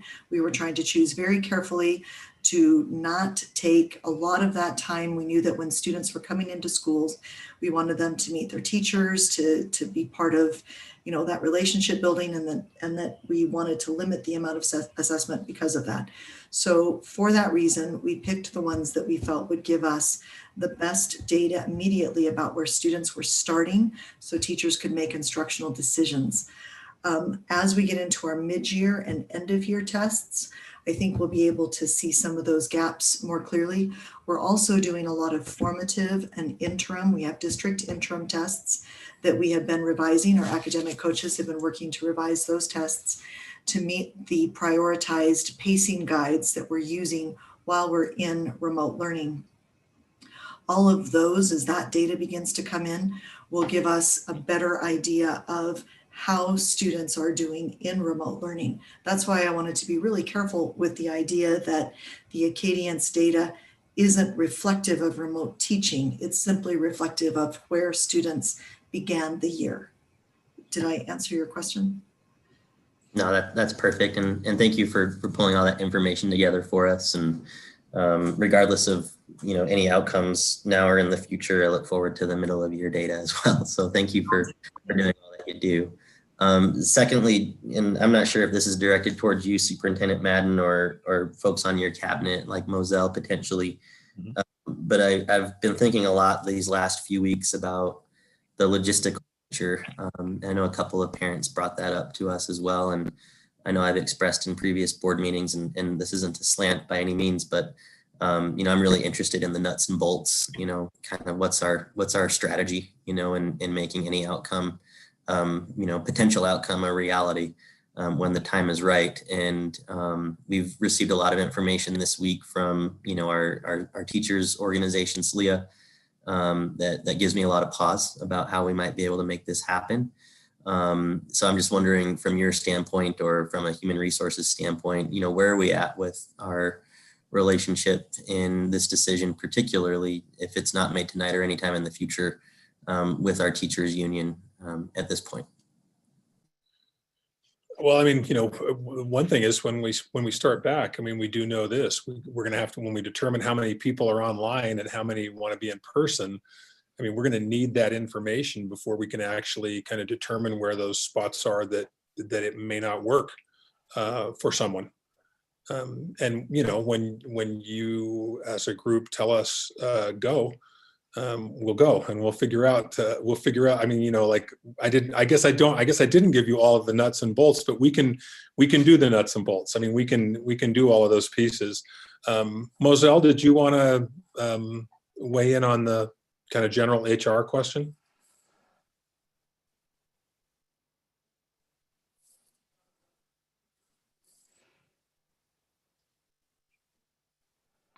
Hello? Hello. Can you hear me? Yeah, go ahead. Okay, so to the general question, the nuts and bolts would need to be worked out based on exactly the description that Tiffany gave, and the superintendent gave, the staffing ratios, how many students were going to stay remote versus how many students in person instruction, grade levels, number per school, the collection of schools up into the pods to facilitate that there's at least one teacher available for the number of kids that needed to stay remote. We would have to do some more work in regard to what Becky described as the extended classroom. And that was just a presentation of an example. I don't know that we would utilize that or not, but those things all would have to play out once we had information from you all about what the next steps would be. Did that answer your question, Mr. Salazar? I mean, loosely, and maybe that's what I get for asking a general question. But I just am really concerned about, potential outcomes, relative to any decision that, puts teachers in the classroom who potentially may not feel safe being in the classroom at this point, just based on what, we're up against as a community. And I do worry that we would, potentially lose teachers if that was the decision of this board tonight, or at any point where, the virus doesn't seem to be controlled in a way that makes it safe for folks. So to me, it just, without understanding or having a better grasp on what I'm calling the nuts and bolts, makes it really hard for me to want to make a decision about how we move forward. And again, not a slant, I would just, hope to have a lot more information before I can make an informed decision.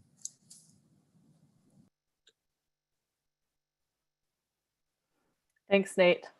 Does that finish your questions you've got for right now? Okay. Yes. Thank you. Sam? Thank you, everyone, for putting this report together, and colleagues for your thoughts.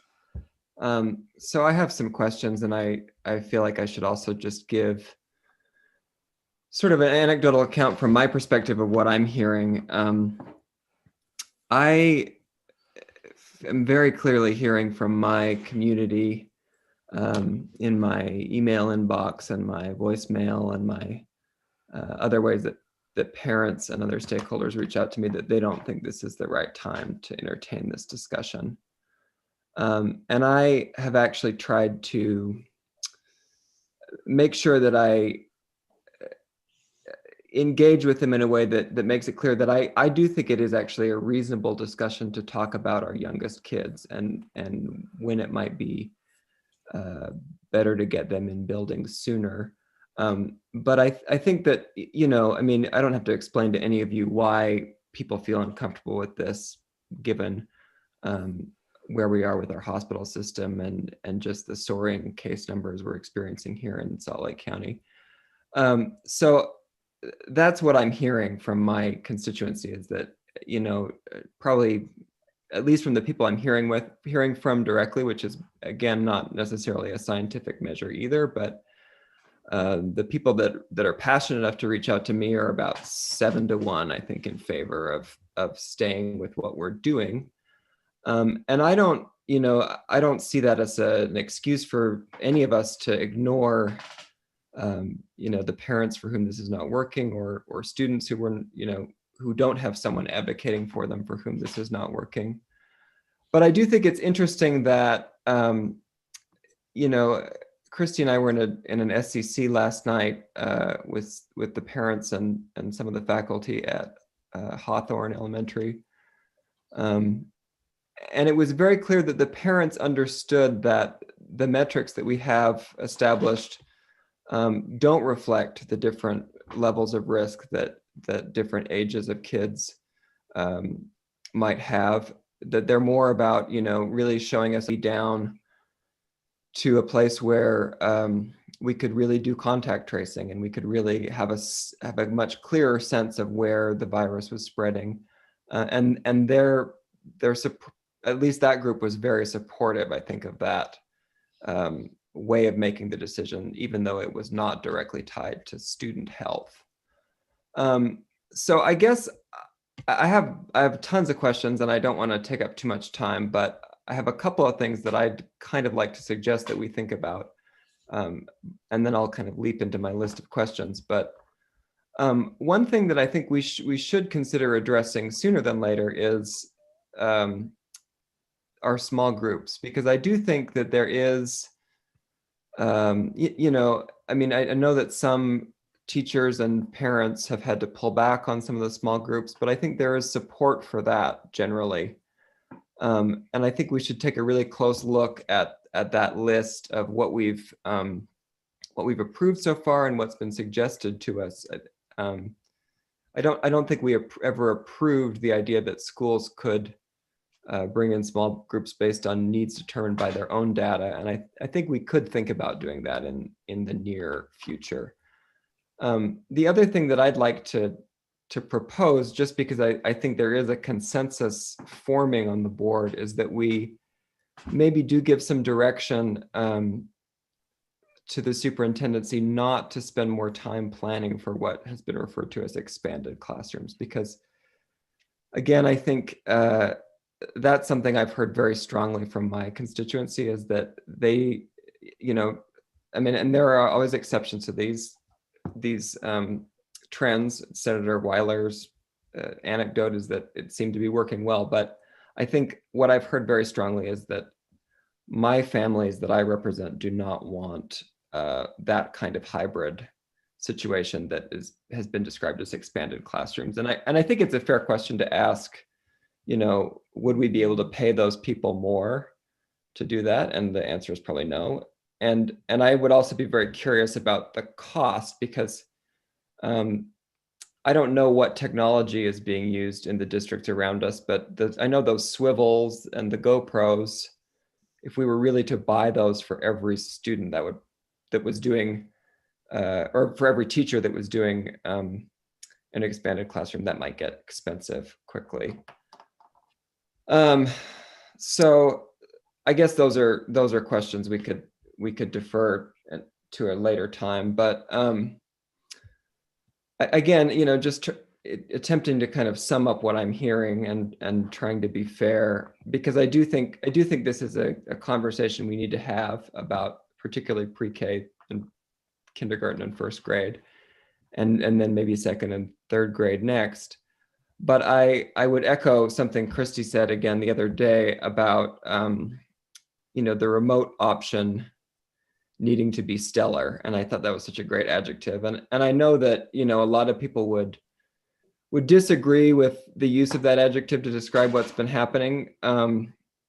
But I do want to just say again that I think our teachers have done a really stellar job, and where it's not stellar, they're working as hard as they can to get it there. And I just think it's important that we acknowledge as a board that we are seeing levels of attendance and kind of creative problem solving in the online classroom, and differentiation and different kinds of intervention that I don't think are the norm for other districts that have chosen a mostly remote model. I think we're doing a lot better than a lot of other districts that I read about in the national media. And I also want to say on that note that I find the discussion that you see in the New Yorker and the Atlantic magazine. I mean, many parents have sent all of us, I think, some of these articles about districts in Baltimore and New York and Boston and places like that are remaining shuttered with relatively low case counts, and public health officials in those areas saying you gotta be willing to take more risks. And I agree. I think those districts probably should adopt metrics closer to what we've adopted, but that's not where we are. And so I applaud this conversation. I think it's very healthy for us to start this conversation tonight. And I'm sorry that it's kind of seemed to many constituents and teachers that we were going to leap to making a decision, because it doesn't seem like we're ready to do that. I do want to encourage us. It was great to hear from SLEA and from SLCSD and see their surveys. I would love to hear from our other organizations, particularly childhood nutrition, because I think people are really worried about that group of employees who are tremendously vulnerable, based on the job to, we've all sort of heard anecdotes of what cafeterias are like in other districts, and it's scary. And those people are probably the most likely to be uninsured, maybe, of any of our employees, and maybe the least likely to report to us or to, I just think that's a group that we need to think really carefully about. And like Catherine was saying, really carefully or really creatively about how, maybe we have lunch outside even when it's cold. I don't know.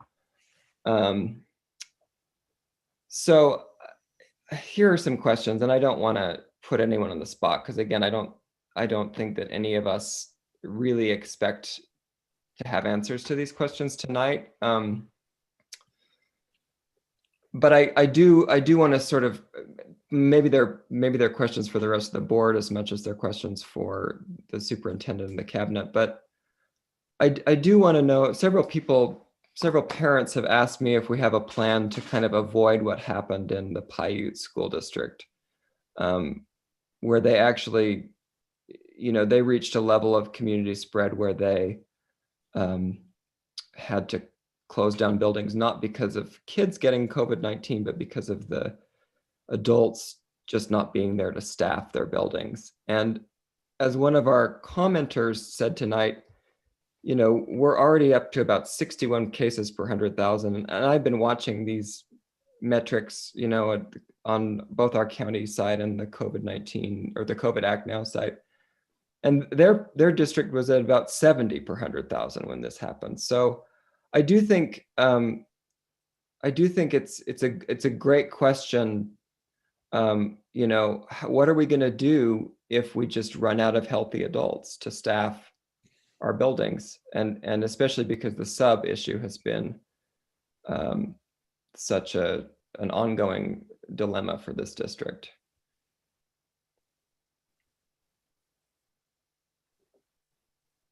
So that's, and again, I don't know that there's an answer to that, but, and then again, I just think we have to look very carefully at, as Nate and Moselle were discussing, our HR policies. I've had a few people reach out to me and ask if it would be possible for teachers to have, a week to choose whether or not they could take a leave of absence with no repercussions, which is, I guess, what Granite did. And my guess is, well, I don't know. That's a good question, and I don't know that that's a question we need to answer tonight. One of the things that some other parents have asked me to bring up is the fact that we have 6 nurses. I was mistaken this morning. I thought we had 12, but I checked and we have 6, which is worse than 12. that's that would be a game changer to have more nurses. And I don't know how quickly we could come up with a plan to do that. But I know that Park City School District, for example, has a nurse for every school. And I don't know that that's working perfectly, but I think it is. I mean, it would be great to be able to do a little bit of our own contact tracing. My sense is that we cannot legally require anybody to be tested. Is that the case? I think that is the case. Yeah, and we cannot, we can't really turn people away. Not that we would want to turn sick kids away, but I do worry about, and I know parents and teachers are very worried about sick rooms full of kids who may or may not have COVID-19. And I think it's fair to say that, we, as the one urban school district in Utah, we do see that more often than maybe some of our suburban counterparts.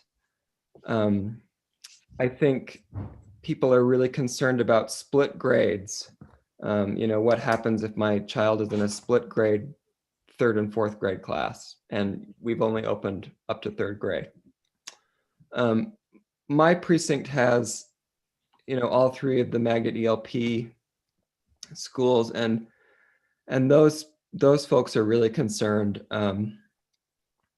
that if they elect to stay online, that they will lose their magnet services. I think that's true of all the special programs in our district. I know it's true of CNA at Hawthorne and probably CNA at Ensign as well. I think, from what I've heard, I mean, I've talked to several administrators and teachers that have been a part of this discussion of the pods and the kind of grouping together of schools. And I can certainly see why that was a strategy that would be worth considering. But I think, so for example, at Hawthorne, again, there are 3 tracks. There's the neighborhood, the ELP, and the CNA. And so what the principal there told her pod of other administrators was that she didn't have anybody to give to an online classroom.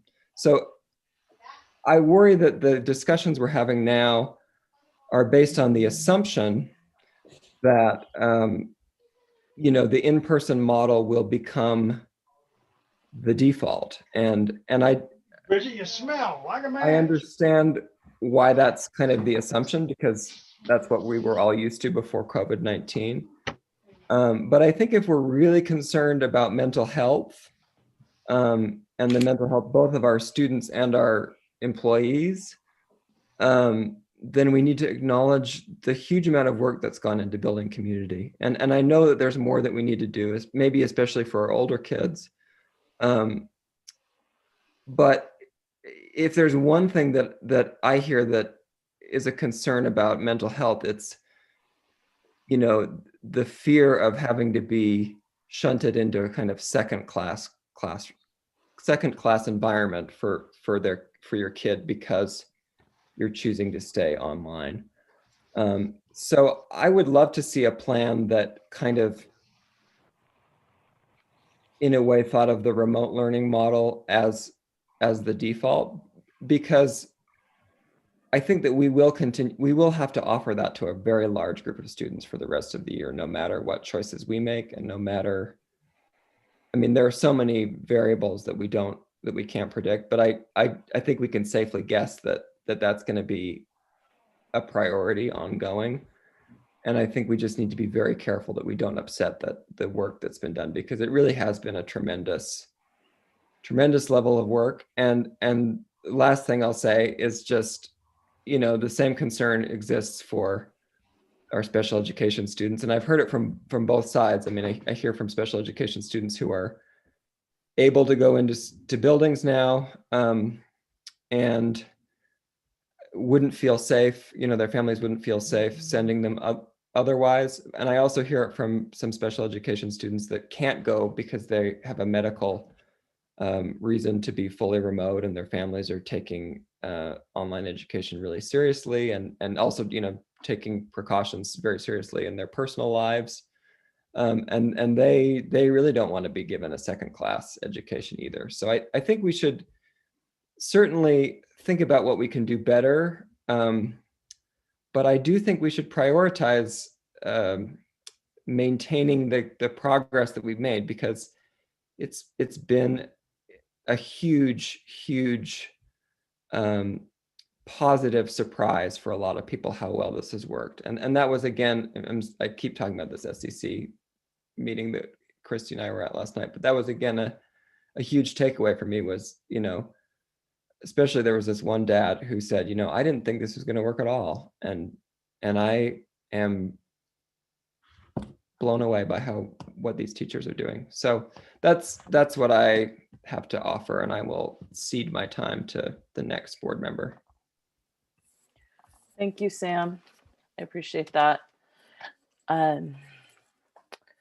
have the opportunity to attend a weekly meeting with the county health director and Superintendent Madden and superintendents around the county, as you all board members are aware. And it seems like every meeting that county health director begins with numbers and that are somewhat alarming. And this morning was, no exception.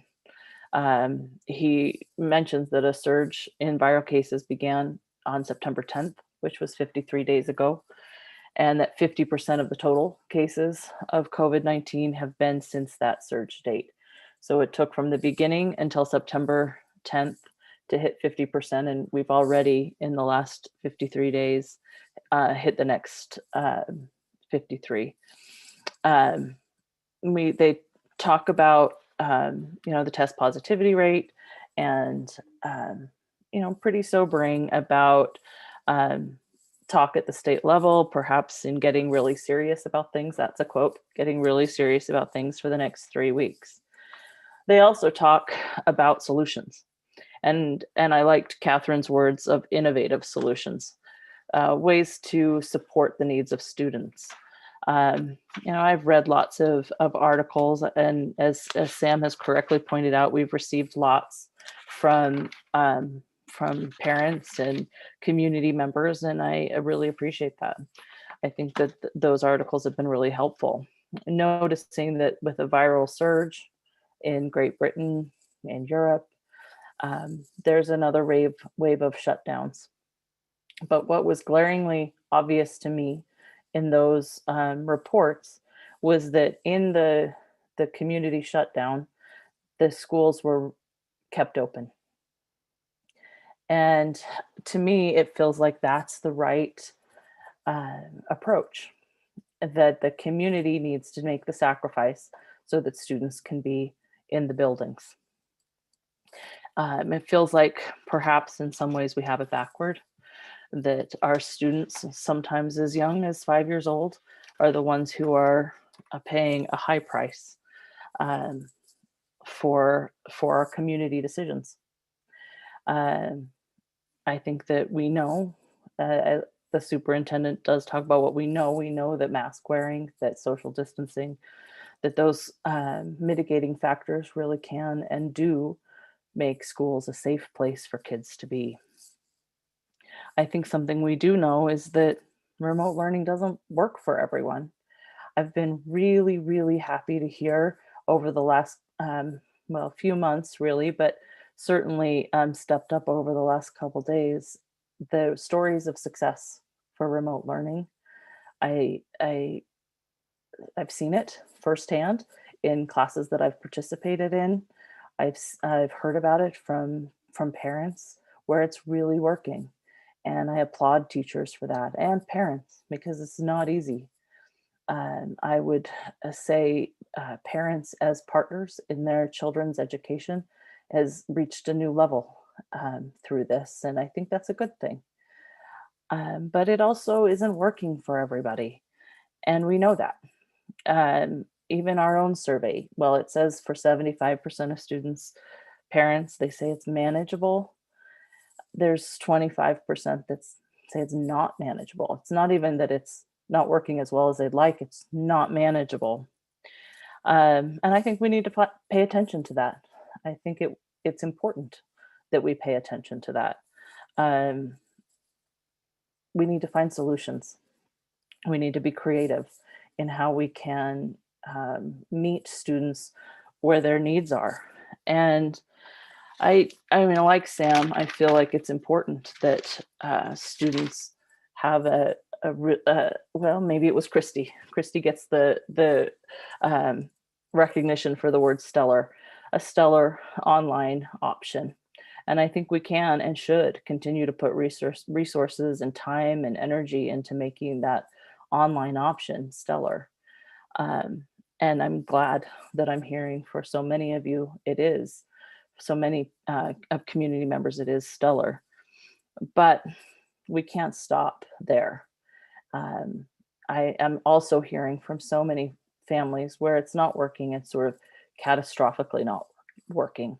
It's affecting jobs, it's affecting income, it's affecting food. Because if parents are not home, it's often not enough time or not enough support for students to walk to schools to get food. These are problems that we need to find creative solutions for. When parents are coming to us and telling us that things aren't working, we need to be attentive to that. There are things clearly that the pandemic prevents us from doing. But I think we need to change our narrative from what we can't do to what we can do. And I've been convinced by the conversation we've had last week, which I appreciated Larry, Superintendent Madden, putting together with Dr. Hirsch, and the ongoing questions and answers that Dr. Hirsch has been providing, that there are ways to do safe in-person learning for those who really need it. I would echo what Sam said. Let's keep the online perhaps as the primary option. That may be how it plays out, but an option for families and students that feel like they need the support of in-person learning. It's a puzzle for sure with really complicated parts, but I have every confidence that we can, and more than can, we should be trying to figure that out for the benefit of our students. When we know better, we should do better. And we have data from other school districts. I think we've learned some things that we think don't work. Sam's alluded to some of them, but I think we need to really pay attention to what is working and how to make that happen. And the other thing that I see is that all of this will take time. And so I don't want to say, let's think about it some more, and let's keep asking questions and not get the ball rolling, so that when it is time to start in-person learning, we can do it immediately. We need to be ready to do it.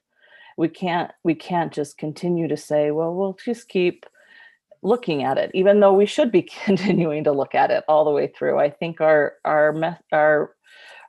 process needs to be really proactive in moving forward, and that would be what I would say. And in a lot of ways, I want to echo what Mr. Namelka said. I think there's an urgency here. I like all of you, am seeing this presentation for the first time, a lot of it right now. And so it's a lot to process. But I do like the timeline that the superintendent has said. It has potential to get us through surges that may happen and that we're in the middle of. It is a time for our community to be responsible through the holidays and hopefully do our part to control that.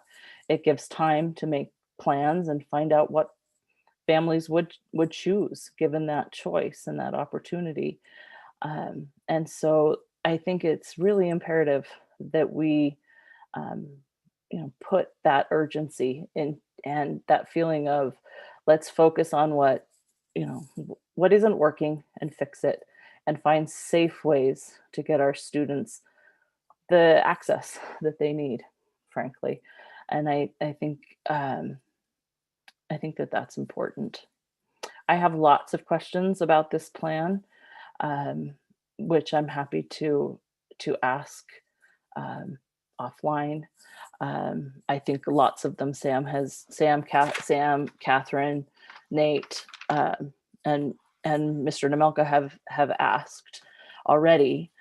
So I applaud your thoughtfulness in that. I will turn the time to Christy at this point. Okay, thank you. I guess first off, what I want to say is thank you so much to, all of our schools that have put together the SCC meetings. Those have been very informational and helpful to me as a school board member, and especially in my precinct. So thank you to all the parents who have participated in those Zoom calls and have provided really great information. I also want to thank everyone who's been emailing. And, I appreciate the personal stories. I had a parent leave a message on my voicemail this morning that said, do you want to know all of the details? And to tell you honestly, I do, because I think that we need to know what's working and we need to replicate it in the areas that it's not working. Because I'm going to echo exactly what Melissa said, is that I've heard great stories. I've heard successes, but I've also heard where there are there's a percentage of our families that are struggling and their children are struggling. So I want to say something that was said to me to start out with my questions by a constituent the other day. And she said to me, in the absence of information, people will make up their own set of facts. And, and we've seen that in the last couple of days, where there's been this rampant rumor mill that's been going on about what was going to happen tonight. So Catherine touched on this a little bit earlier, but I want to expand on a thought that she had that she talked about, which was how this meeting was set up tonight. And, I appreciate all the work that has gone into it. But as a board member, what's really important to me is to be able to have time to look at my packet, to dissect what's been given to me so that I can come to these board meetings prepared to have a discussion. And at no fault, knowing that this is obviously an important conversation, and we've been talking about pre-K through 3, to try and make a decision tonight would be really difficult for me, because I'm hearing the same information that all of you are hearing tonight, and everybody that's on our stream, you're hearing what I'm hearing for the first time tonight. And so I may, agree that we might not, that we wouldn't be voting, but I certainly do think that we could also give some direction. So here's some of the things that I've been thinking about, as we've been talking. Nate talked a little bit about, the nuts and bolts. And for me, one of the nuts and bolts is about, where's our threshold, of failing students. And I really appreciate, the honesty of Dr. Hall tonight and the information that she's given us. But I think as a board, as a district, we need to be working in tandem, to say, what's that threshold? Because there are kids that are struggling, and there are specific things. Even if it's going well, we still need to know, what are the issues? What are the problems? And so we need a threshold. So that's the first thing, Superintendent, that we need to, before even putting in a plan, which I think, to a certain extent, I'm still a little confused as to what the plan really looks like, because the words I heard tonight were considerations, drafts, and samples. And, so again, what's the threshold that we're going to say, oh, when we get to this, then that's when the alarm bell will go off. The second thing, or the next thing for me, is I really want to know what the class sizes are. So I know Sam is our whiz, but let's get that data so we really know how many kids are in every classroom, that we have that information before we start saying, here, let's put everybody into pods or to classes or whatever that looks like. Let's really look district-wide at what our average is in our classrooms, so that we have an idea of, as we start to talk about, what this plan may look like, what our class sizes really look like. So here's something that I feel like has to be a must-have. And Sam, you touched on it just for a few minutes, but I really want to get down again to the nuts and bolts, as Nate talked about. And that really is small group instruction. I have felt from the very beginning when we were talking about remote that it was expanded past the groups that we have in our schools right now, that small group instruction was important to the families and also, to a lot of our teachers. And I take my hats off to Mr. Arthur, who was with us when was it, 2 weeks ago, and talked about the small group instruction that he's doing in a very high positivity rate, school right now. And so I think that we need to step up and say, what are those small group instructions going to look like? Because I will tell you that there are parents that are struggling with the instruction in their homes, and they could very easily need that small group instruction for their child in the schools outside of those groups that we've identified. So I would like to see us move towards that, to have, a clear definition, but yet also flexibility at the schools so that they would be able to determine what those small group instructions look like. And it could be varied, from K to 12, of what that looks like. But I want to see that happen. And I think that's a must have. One of the things that I think that we need to address, which is a must have, is the social and emotional issues that our students, our parents, and our staff, are experiencing right now. That we need to make sure that the resources are there, that the kids understand where they can find those resources, but also that parents can reach out. But I'm also really concerned about our staff. I mean, tonight, as we listened to all the people who spoke to us, I felt this urgency in their voice, whether it was about, please don't please don't go back into an in-person, or please, let's move towards a hybrid. And there's an urgency that I am hearing.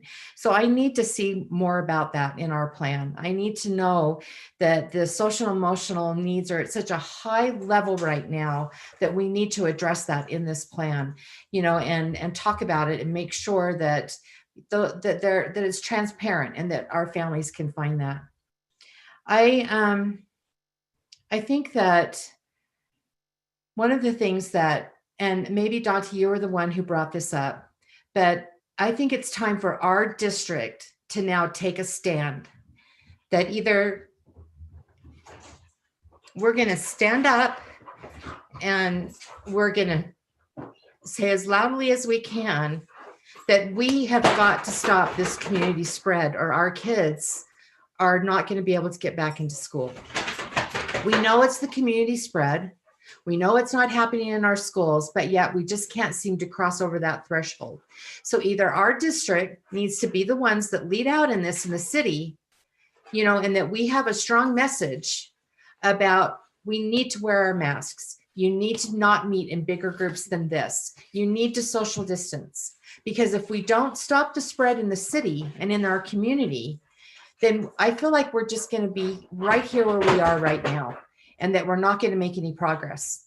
So again, I feel like I keep pleading some of these things, but we have got to take a stand and be the ones that lead out with this message, whether it's, in videos or messaging or whatever it is, but we have got to do this because the numbers are too high. And that's why we're feeling the urgency, that the urgency that we're hearing in the voices of our parents and our students and, our staff. So I think that we've got to do that. And I want to have a further conversation about that. And I think that needs to be a part of the plan, of talking about, how do we get this under control? So as I look at some of the things I've asked, tonight, that we look at, expanding the small group instruction, we understand what our class sizes look like, that whatever we're doing right in some of our areas, those need to be replicated. I want us to continue to have open conversations, but I also think that tonight we can give some direction, because that's what a Board of Education should be doing, is giving direction. And so they've come with some bare bones tonight. I'm not in a position to vote tonight because I'm hearing everything that you're hearing. But if, as a group, if we're saying, here's some things that we need you to do, then that's what we need to come together tonight and give direction, around. And all of us have had different things that we've thrown out onto the floor tonight.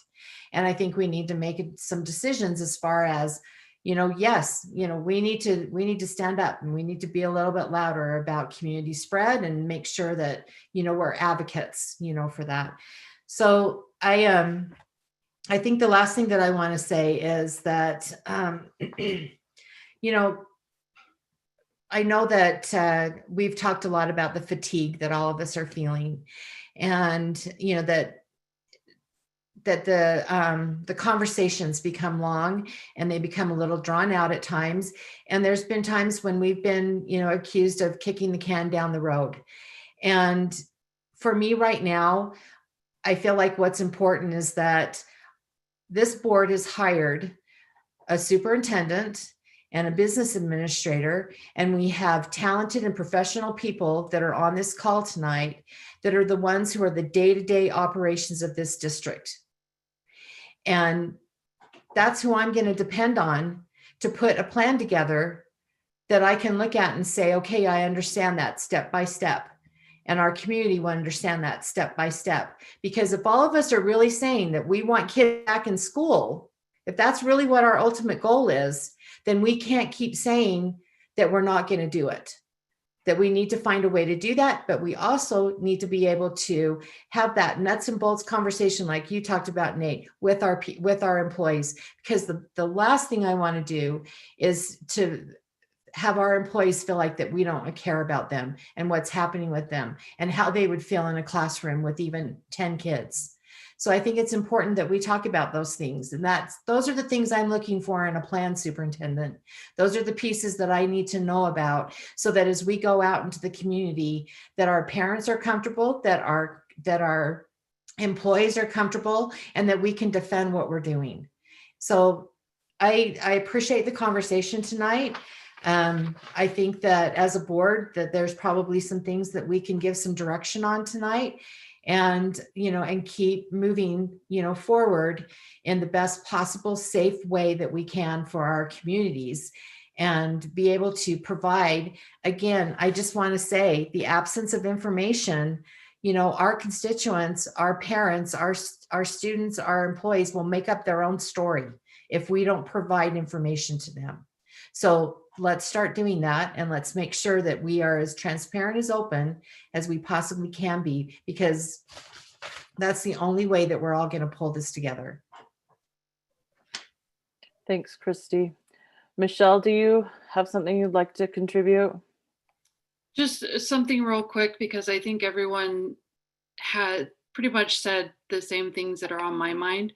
But I do agree that we haven't had enough time to look at the possibilities or have these discussions. And I really would like to see some input from students, parents, and teachers about a back to school plan, and what they feel like they would like to see or what they can handle. And I do have some parents that were saying they felt like they were blindsided by this. And they were scrambling to send emails because they hadn't heard. So, I'd like for them to have some heads up before we go into a meeting to make a decision, so that they know that it is on the table, and they have their fair time to also put in some input as well.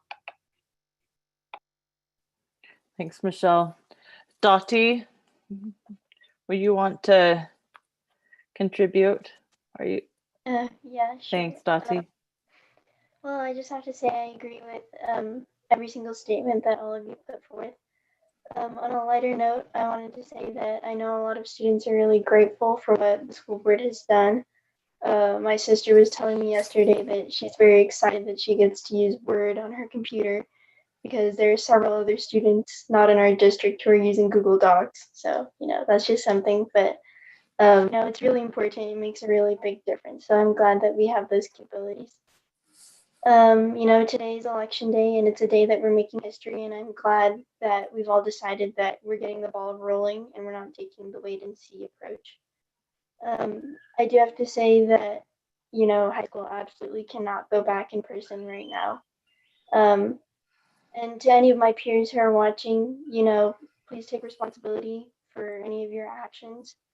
And just think about it this way, we all had the privilege of learning how to read And now we're taking that opportunity away directly from our own siblings and other students.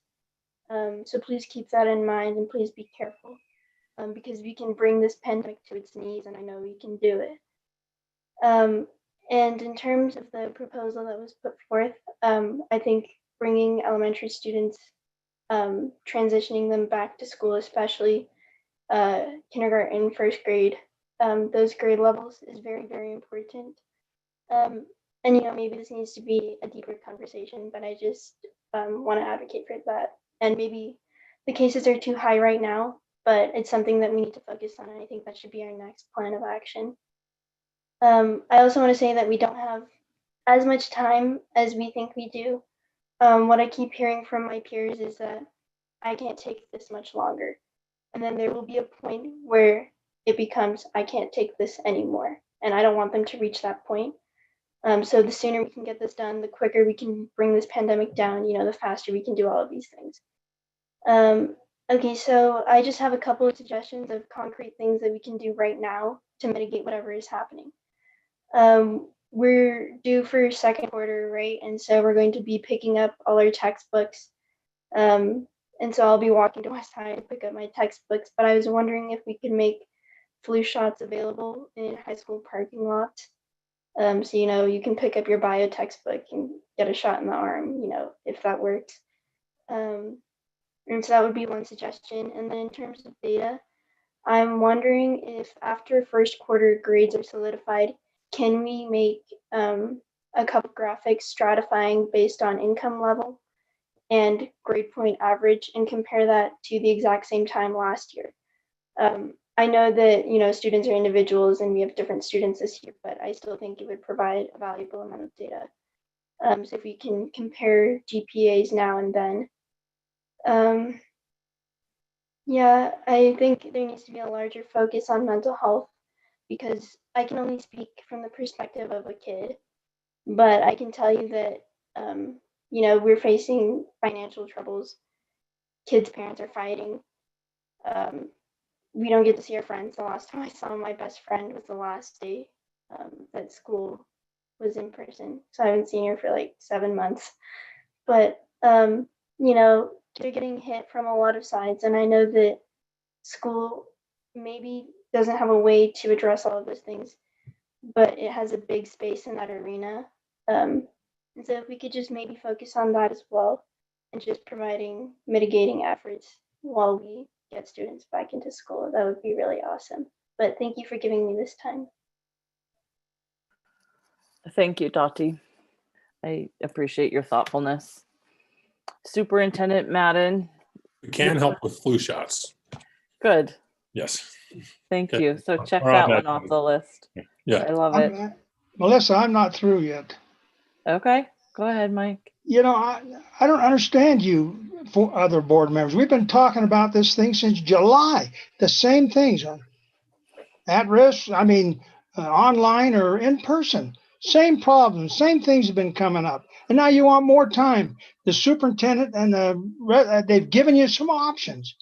Make a decision, for heaven's sakes. So I'm going to make a motion, and I'm going to put you all on the spot. I make a motion that we move option B to action with these particular things on it. We give the parents a chance to choose, because it's not on it. I didn't see it on there. We amend November 16th, we send back K through 3. November 30th, we send 4 plus 6. January, end of the semester, we send middle schools and high schools.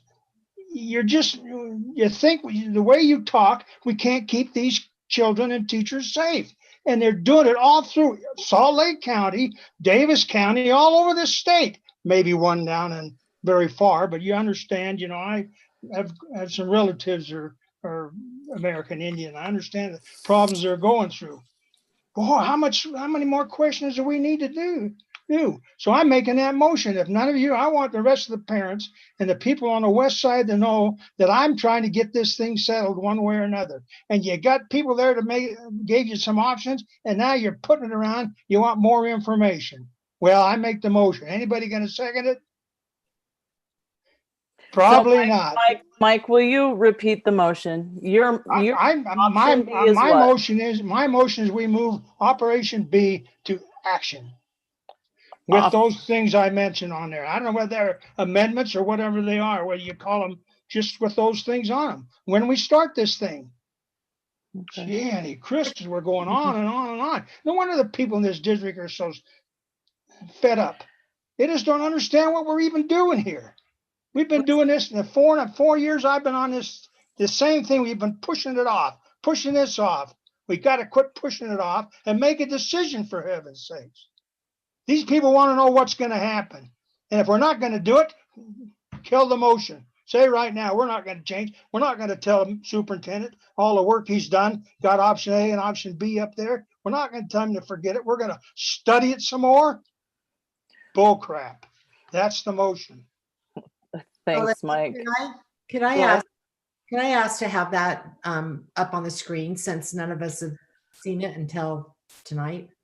Yeah. Because I don't know what it is that is part of all of option B. Want me to turn it towards you? He can put it up No, there. he can share his screen. Are you talking about Option B. Okay. Option B, provide in-person and remote learning in separate classrooms. And I'm not even sure how that's going to work. I think that's the problem, Mike. How is that going to work? He's giving us some options. Tell him, let's get him to work it out. Good heavens, we're not telling him nothing. We want to study it some more so we can tell you later what we want you to do. He's giving you some options. There it is right there. Option B. So I'm giving you there it is. If somebody wants to second the motion, fine, we'll move it to action. Unless the rest of you don't want to vote on it. That's up to you. But I'm just tired of messing around and doing nothing except talking about everything. And I don't care if you can talk for hours and hours and hours and you're still not solving any problem. We're not doing these kids any good by putting them through this crap that you're putting them through. That's all I've got to say. So I'd like to respond to that, and I don't. Point of order, President Ford, we do have a motion on the table, and we would need a second to further any discussion on the motion. Okay. Do I have a second to Mr. Namelka's motion? I will go ahead and second it so that Sam can we can have the discussion. All right. So the motion is actually to move it to action. Right, Mr. Namelka? So the motion and second. Any discussion to the motion? Right. Option B, to action. So Sam's comment to the motion, which is option B, it sounds like you put some dates in there, Mr. Namelka, November 16th, November 30th, But January can we use them 4th. as add-ons, amendments, or whatever you work them? Amendments or whatever?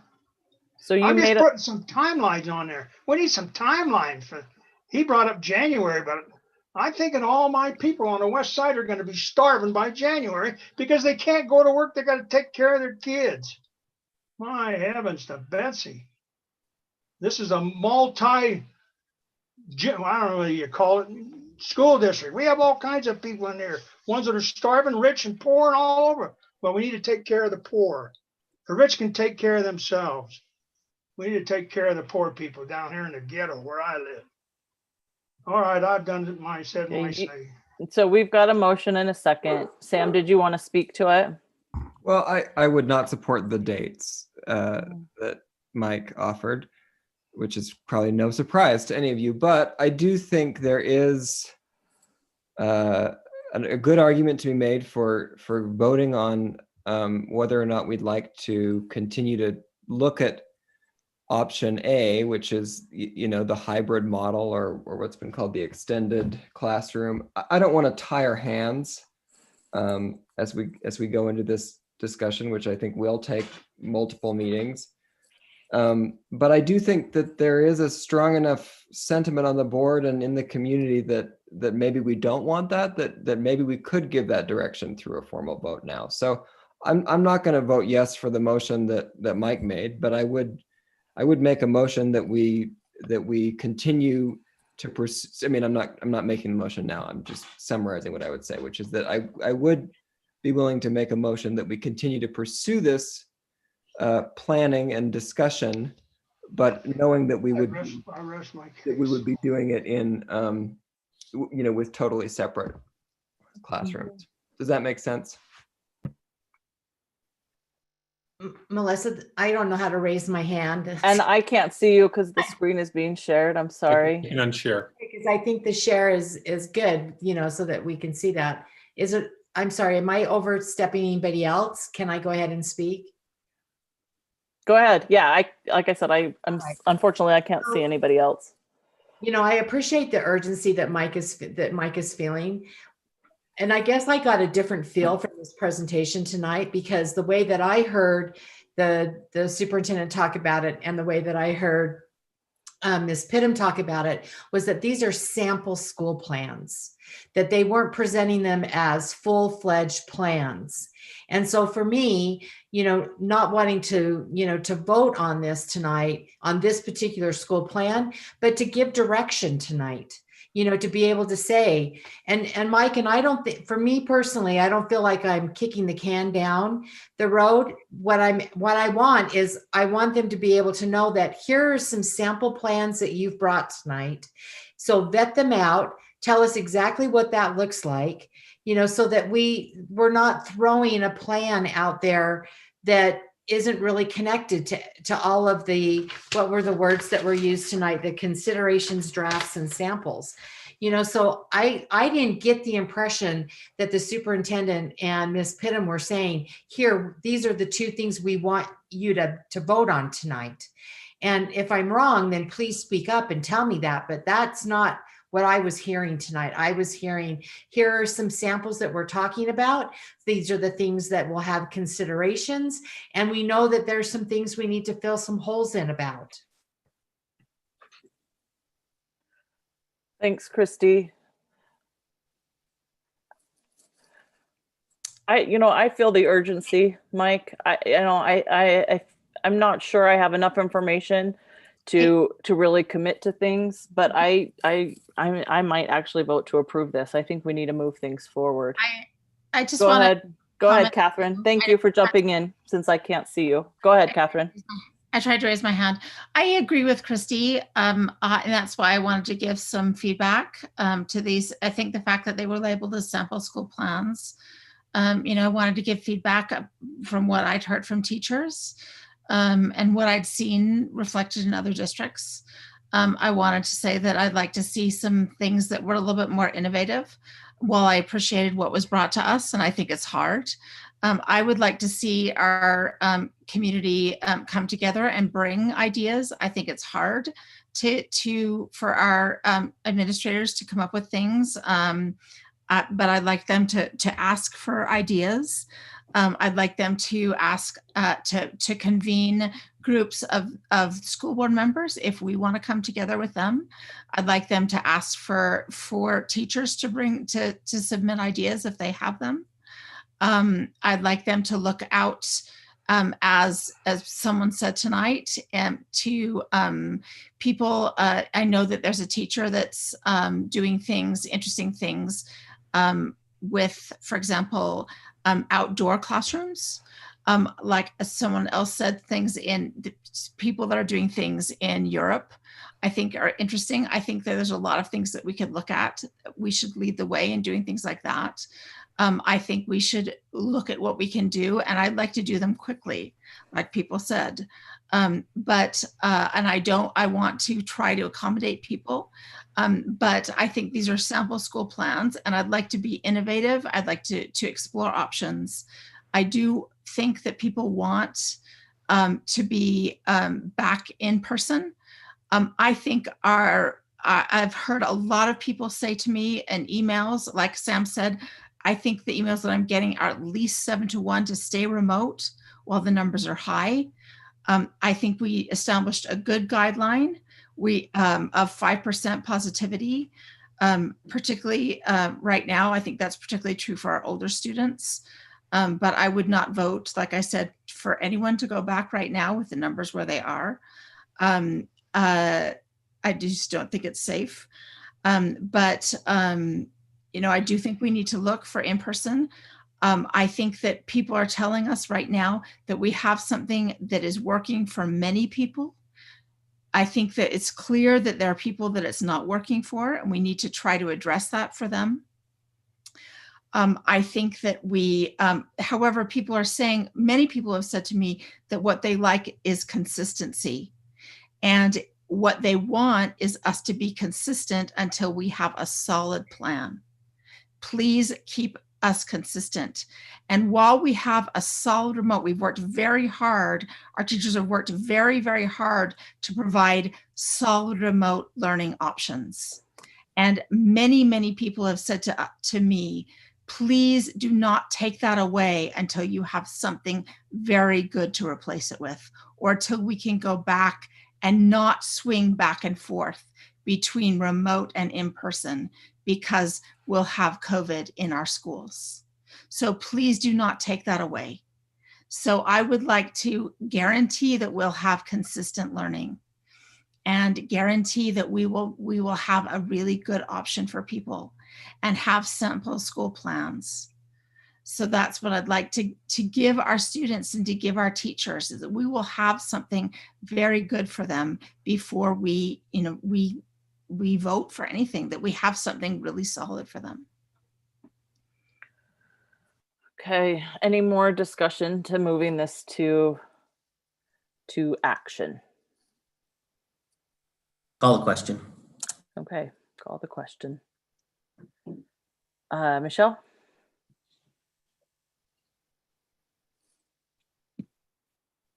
Are we voting now?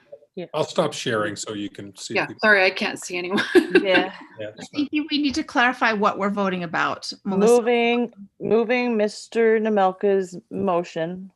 You're actually voting on calling the question. Oh, okay, that's right.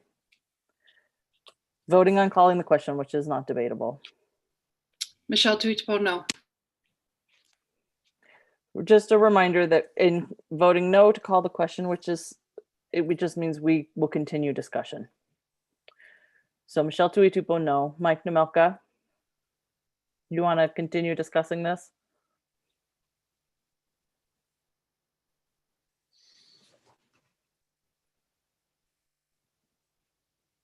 We can't hear you, Mike. Turn your microphone on.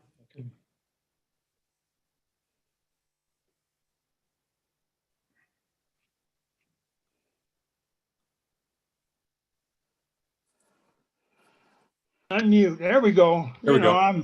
I'm technologically incompetent. No, I don't want to continue arguing it. I'm done. So yes to call the question. Yep, call it. What am I saying yes to? What's it mean? No more talking on this motion. No more talking. Yes. No more Catherine talking. Kennedy, yes. Nate Salazar, yes. Samuel Hansen, yes. Melissa Ford, yes. But yes. Okay, so we called the question. The motion on the table is, do we move Mr. Nemelka's motion that we proceed with option B from the superintendent's proposal tonight and open elementary school K through 3 on November 16th, grades 4 through 6 on November 30th, and middle schools and high schools the 1st of January. Let's vote to move that to action. Michelle Tuitpo, no. Mike Nemelka, yes. Catherine Kennedy, no. Nate Salazar, no. Samuel Hansen, no. Melissa Ford, yes. Christy Sweat, no. Okay, so that motion fails. I do think it's important that we give direction. Go ahead, Christy. That's what I was going to talk about. And so I because I want to go off what Mike has talked about, and that was something that was brought up a little bit earlier. So, and maybe Chris, you're here with us, Chris Geslin. Here's something that I'm thinking about is that, we did do the survey, and last night when Sam and I were in our meeting, one of the things that was brought up was, could we do a more current or weekly or however we want to do to kind of gauge how our parents are feeling. And someone brought up the idea earlier of looking at pods of areas, that maybe there's a school that maybe their positivity rate is high, but they really do feel like the need of that school and the need of that community is outweighing, this discussion, and that they really do want to bring their kids back in. And whether it's in small group instruction or whether it's in, a larger, I don't know. And so I think that, what Mike is saying is we need to listen to that, in the sense of, are there families in the Glendale Poplar Grove area that really do want to see, the schools open up in some type of a hybrid right now. And I don't know, Chris, if you have a sense of that with Mr. Namelka, or if that's something that this board could give direction to say to the superintendent and to Chris, please do a survey out. Find out how our families are feeling, because if that is a pocket of area that, even though the positivity rate is high, that they're willing to say, you know what, we want to have the conversation about having some sort of a hybrid or more small group instruction, to help with some of the issues, that families are feeling. Thank you, Christy. I think that's good advice. My 2 cents on this is I would like to see us, all of everything you're talking about. And I really liked some of the ideas, a lot of the ideas that Catherine was talking about, sort of creatively thinking about this. Are there ways to provide choices, maybe for the students who need it, or really requesting it? And I'd like to have some urgency for that. I do know that if we don't give direction to proceed, both in continuing to support the online, but also coming up with solutions for in-person for those who need it, that might leave the conversation a little bit hanging for people and for superintendent and cabinet on how to proceed. So I just want to make sure that you have enough direction from us on how to move forward. I think I saw Sam's hand, Christy. Well, I saw that Chris was had a comment. Oh, Chris, sorry, go ahead, Chris.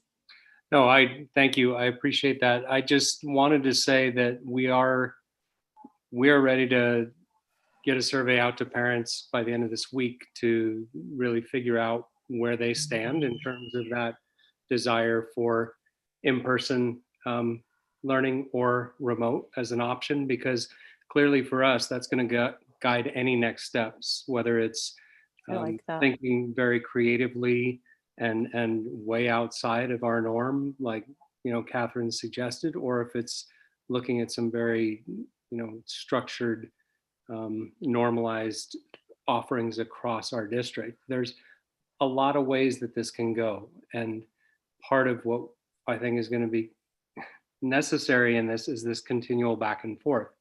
It isn't, like Larry said, there isn't a set time where the science is right and then we can go. It's a moving target and we've got to be adaptable as we go. So we're ready to take that first step, and that will inform for us as network directors and principals in schools just what staffing needs to look like in order to support a hybrid, an extended, a fully back, and a fully remote option, whatever it might be. So would you outline some of those options, Chris, and then ask parents what they would choose? Is that how you would do that, or how would you ask those questions? So I think that gets complicated quickly, right? Right, Because right. If we don't have sort of the bulleted point notion of what any one plan might look like, and then we don't come to fruition around that plan later on because something has changed, it becomes complicated quickly. So right now, what we've sort of landed on is in-person or remote. Where do you want to stay at this point in time? And trying to keep it very simple in that regard, obviously with some description about, safety measures, the mitigating factors that we would have in place to make sure that we're doing the best that we can as a district to protect people's safety. Describe that and then ask the question to the parents, you want in, you want out? And then we can make some more decisions about what direction we move going forward. would it be helpful to break that into, sorry, it's not my turn. But go ahead, Michelle. And Becky, did I see your hand as well? So go ahead, Becky, then Michelle.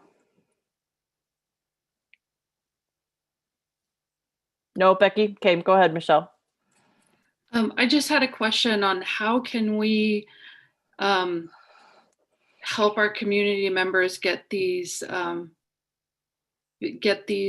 filled out, especially within precinct 1 and 2, because I think that's where we kind of fall along the wayside a little bit more. And I'd really like to know how we can help to get more of our parents to fill out these surveys so that we can get a better understanding of where their needs are. So we specifically, we've been working on creating a survey that we had planned on Thursday. We're meeting with principals in the morning, and we'll go over the survey with them. And then each teacher will push the survey out to the children in their classes. And the teachers will follow up with each family to make sure that we get 100% from these surveys. And then I appreciate you, Michelle, asking how you can help. And one of the ways that you can help is spread the word. We're going to try and spread that word every way that we can. But and then use the resources that we have, our translators, all of those resources we have to make sure this is 100%. That's the goal. This has to be 100%. And as Tiffany and I have worked through this the last week or two after meeting with principals, that has been clear.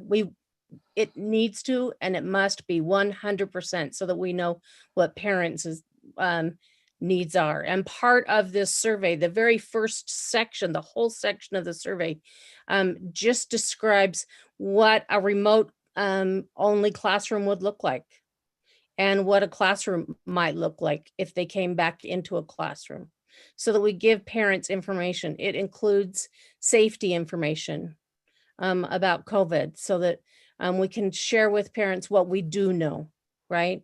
Because you can't make a decision unless you have some information. Those have been, Tiffany has been working to get those translated. And like I said, working on Thursday morning with principals and I don't know if I'm allowed to say you're welcome to come to any of those meetings, but we meet with we've been meeting with our elementary principals almost on a weekly basis for the last 3 months, going over contingency plans, making preparations for what it might look like if we were asked to return to school, regardless of what the situation was. So a lot of these questions, I'm so glad you've got questions for us, and we have a lot of answers. Would love to share. I know one of the things when we talk about expanded classrooms, when we first started looking at this, we didn't even want that to be an option, but we've had teachers reach out to us and say, we love our students, we've bonded with them, we want to keep them. Please don't take them away from us. But that would be a choice. That would be, and the other thing we've said to principals is, when and if we're asked to go back, right, then you will have that responsibility to work with your community and be creative. We've already had, I can tell you, several principals bring creative plans to us, and we've said, you just bring your plan and what you would think it would be best for your community, and then we'll share that with the superintendent, and we want to make sure that your needs, your community's needs are met. So I think a lot of these things are in the works. We need to find ways to better communicate them to you as board members, and to continue that search to make sure that whether we're in remote or whether we go back or we have some in both, that we are providing excellence. And I think our teachers are doing a bang up job. If you've had the privilege of going into a classroom, you know, I have made an effort to get into those Zoom classrooms. I'm so proud of our teachers, and we've got great resources. So that's a long answer to your, can we make sure we get 100%? But that's the goal, 100%. We're not going to accept anything less. Well, and I think we need to, if we're going to find out what every child's and family's preference are. I mean, 100% has to be not only the goal, but the only acceptable standard.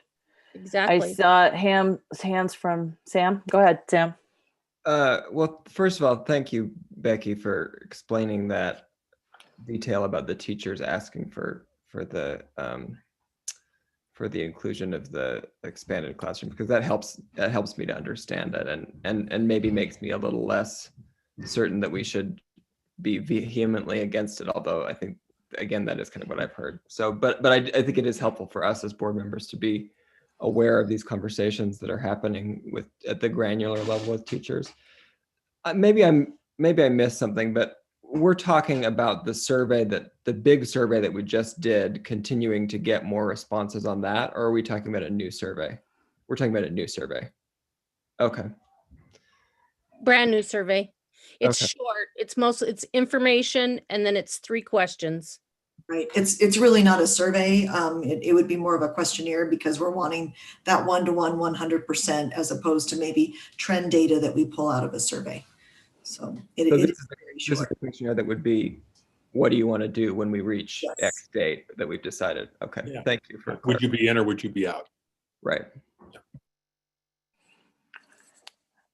Okay. Well, and I wonder if we need to be sure of what we're asking before we, you know what I mean? I mean, it just doesn't seem like we have, and I get the urgency too. I don't want to minimize that, but it doesn't seem like we as a board totally understand what the district would be asking in that questionnaire.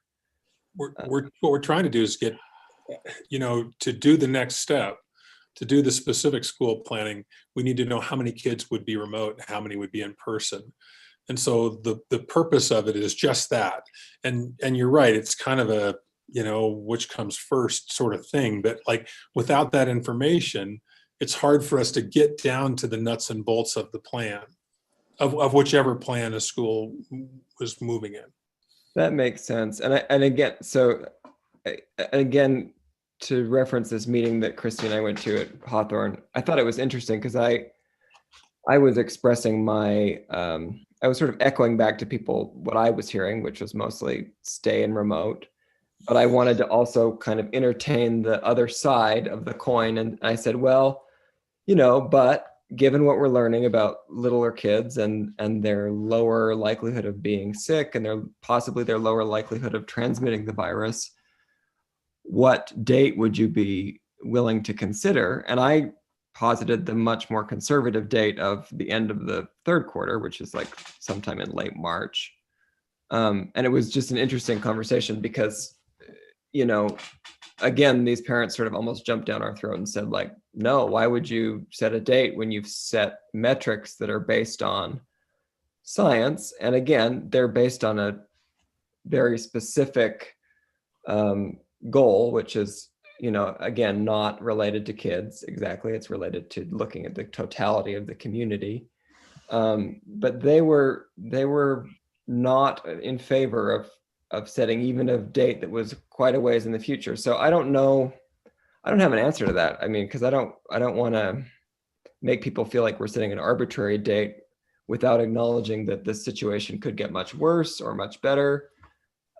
But I do see that, if we're ever going to do this, we do need to have a landing place in mind. And I think that's one of the challenging things for us as a group too, is that, and several parents have reached out to me to say this in the last few weeks, if we continue to kind of relive the decision that we made in the summer, and all of the polarizing energy around that, then we risk missing out on, things are going to shift again. We're in this horrible moment collectively on a number of different levels, but let's focus on the situation with the virus and how many cases we're experiencing here in Salt Lake City. But that is going to change. And, eventually we will meet our criteria, or we will have a vaccine, or we will have, rapid testing like Senator Weiler was talking about, or perhaps we would have access to a different funding source from the federal government. I mean, any of these things could or could not happen in the next year, but any one of them would completely change the landscape. And I do think that in some ways, that for me is what I'm hearing urgency from my parents around is, why aren't you having that discussion about what it's going to look like when we do get there? Because I think they see that, we're all frustrated that that's not happening quickly, but it is going to happen quicker than we maybe think than it feels to us now. So I think the presentation that you brought to us tonight does start to engage that question. And I would just encourage the 7 of us to also make that a priority in board meetings. I mean, I only have 3 left, so. Well, I think my goal has been that we find ways to provide options for parents that this is just not working for. And I think this conversation has gone a long way. But I worry that we do need to give some direction on next steps. So, I don't feel a sense from the board that there's an appetite for making a motion, but I do want to maybe ask the superintendent and cabinet, what kinds of things do you need from us as a board in terms of direction to move forward? I think the survey that you're talking about is a good one. I think I'm hearing from Sam, maybe it would be helpful for board members to see that survey and know those questions. I know Catherine and I see it as parents, but I think it's helpful for the board to see it maybe before it's deployed. So the questions on the table, Superintendent, what kind of direction are you looking for from the board? What is your preference or your, preference is probably the wrong word, but what do you need from us in order to move forward? Well, eventually, eventually we're going to need to make a decision on when. In terms of direction for looking at the details of these things, we've got to find out first off, and this is what the survey is, we've got to find out first off who wants to stay remote and who wants to be in person. And then we can flesh these plans out a little more. But I think the truth is, I think while the plans don't have a huge amount of detail, we have talked these plans with the administrators, like Becky said, a lot. And it's going to be at some point the direction to start. And then we will start. And I think we're gonna. I've said this before, and I don't know how to get beyond this. But and I think it maybe speaks a little bit to the communication thing that Christy referenced. Is we were in a meeting this morning, you and I, Melissa, and it's like, at what point do you say, okay, that's all the information that I'm going to include, and then more information comes, and then we can potentially come to a board meeting. We can tell all this information, and then we can, do we hold things back? I understand that it makes it clunky. I hear that. So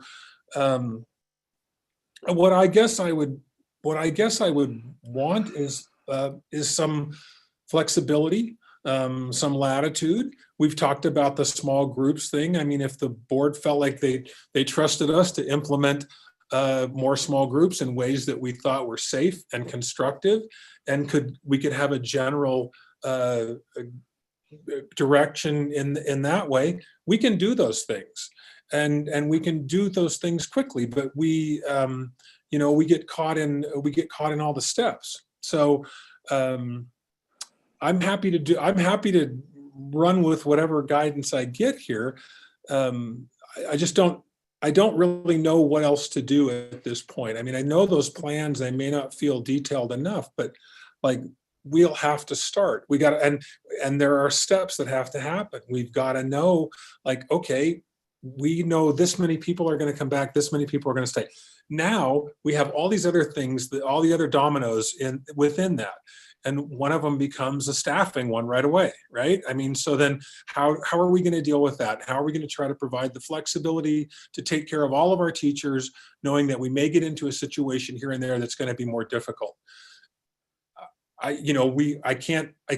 don't know what else to do with that until we take the next step. So I don't know. I saw Christy. Thank you. Yeah, I saw Christy's hand. Thank you, Superintendent. I think that's an important topic for us to be thinking about. Christy? So I just want to be clear. I think that although I've been hearing, that our parents want us to stay in remote because of how they're worried about the numbers. I think that it's important that this district continues to move forward with giving choice to our parents. And I think that, this plan, the bones that you've given to us tonight, I mean, like right now, I'm sure I'm being criticized thinking that people are thinking that I'm not voting for in person, but the bones tonight there's not enough information there for me, but I want choice for our parents. I want them to be able to, choose to go back to school if that's what they want. I also want our teachers to feel as though, that they're safe in doing that.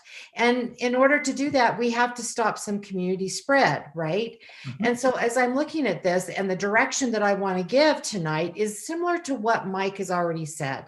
You've provided some information to us tonight that would give the direction to say, keep moving us forward, because I want our kids to go back into an in-person learning if at all possible. But I've also been hearing from parents that they want to know what that plan looks like, either way. So I think that we're just confusing the conversation here by trying to have it both ways, to be able to say, no, we're not going to do this. Let's go ahead and, keep studying this part. And yet we still want kids to go back in school. And so I feel like that the direction that we need to give tonight is to say, the bare bones that you've given us isn't enough, obviously from what you're saying, to get you to the point where you're going to say pre-K through 1 or pre-K through 3, we're going to start with you. And that we move that plan forward. And I'm not sure exactly, because I don't see that clear pathway right now, but that is what I would like to see happen, is for our parents to have a choice, in doing that. So I need to know, is our district right there at the 5%? We're never going to move off the 5%. Is that where we're going to stay? If that's the science that we're staying, then let's just tell parents that. Let's just say that's where we're staying. We're not going to open up schools. We're not going to talk about pre-K through 1. None of that unless we get to 5%.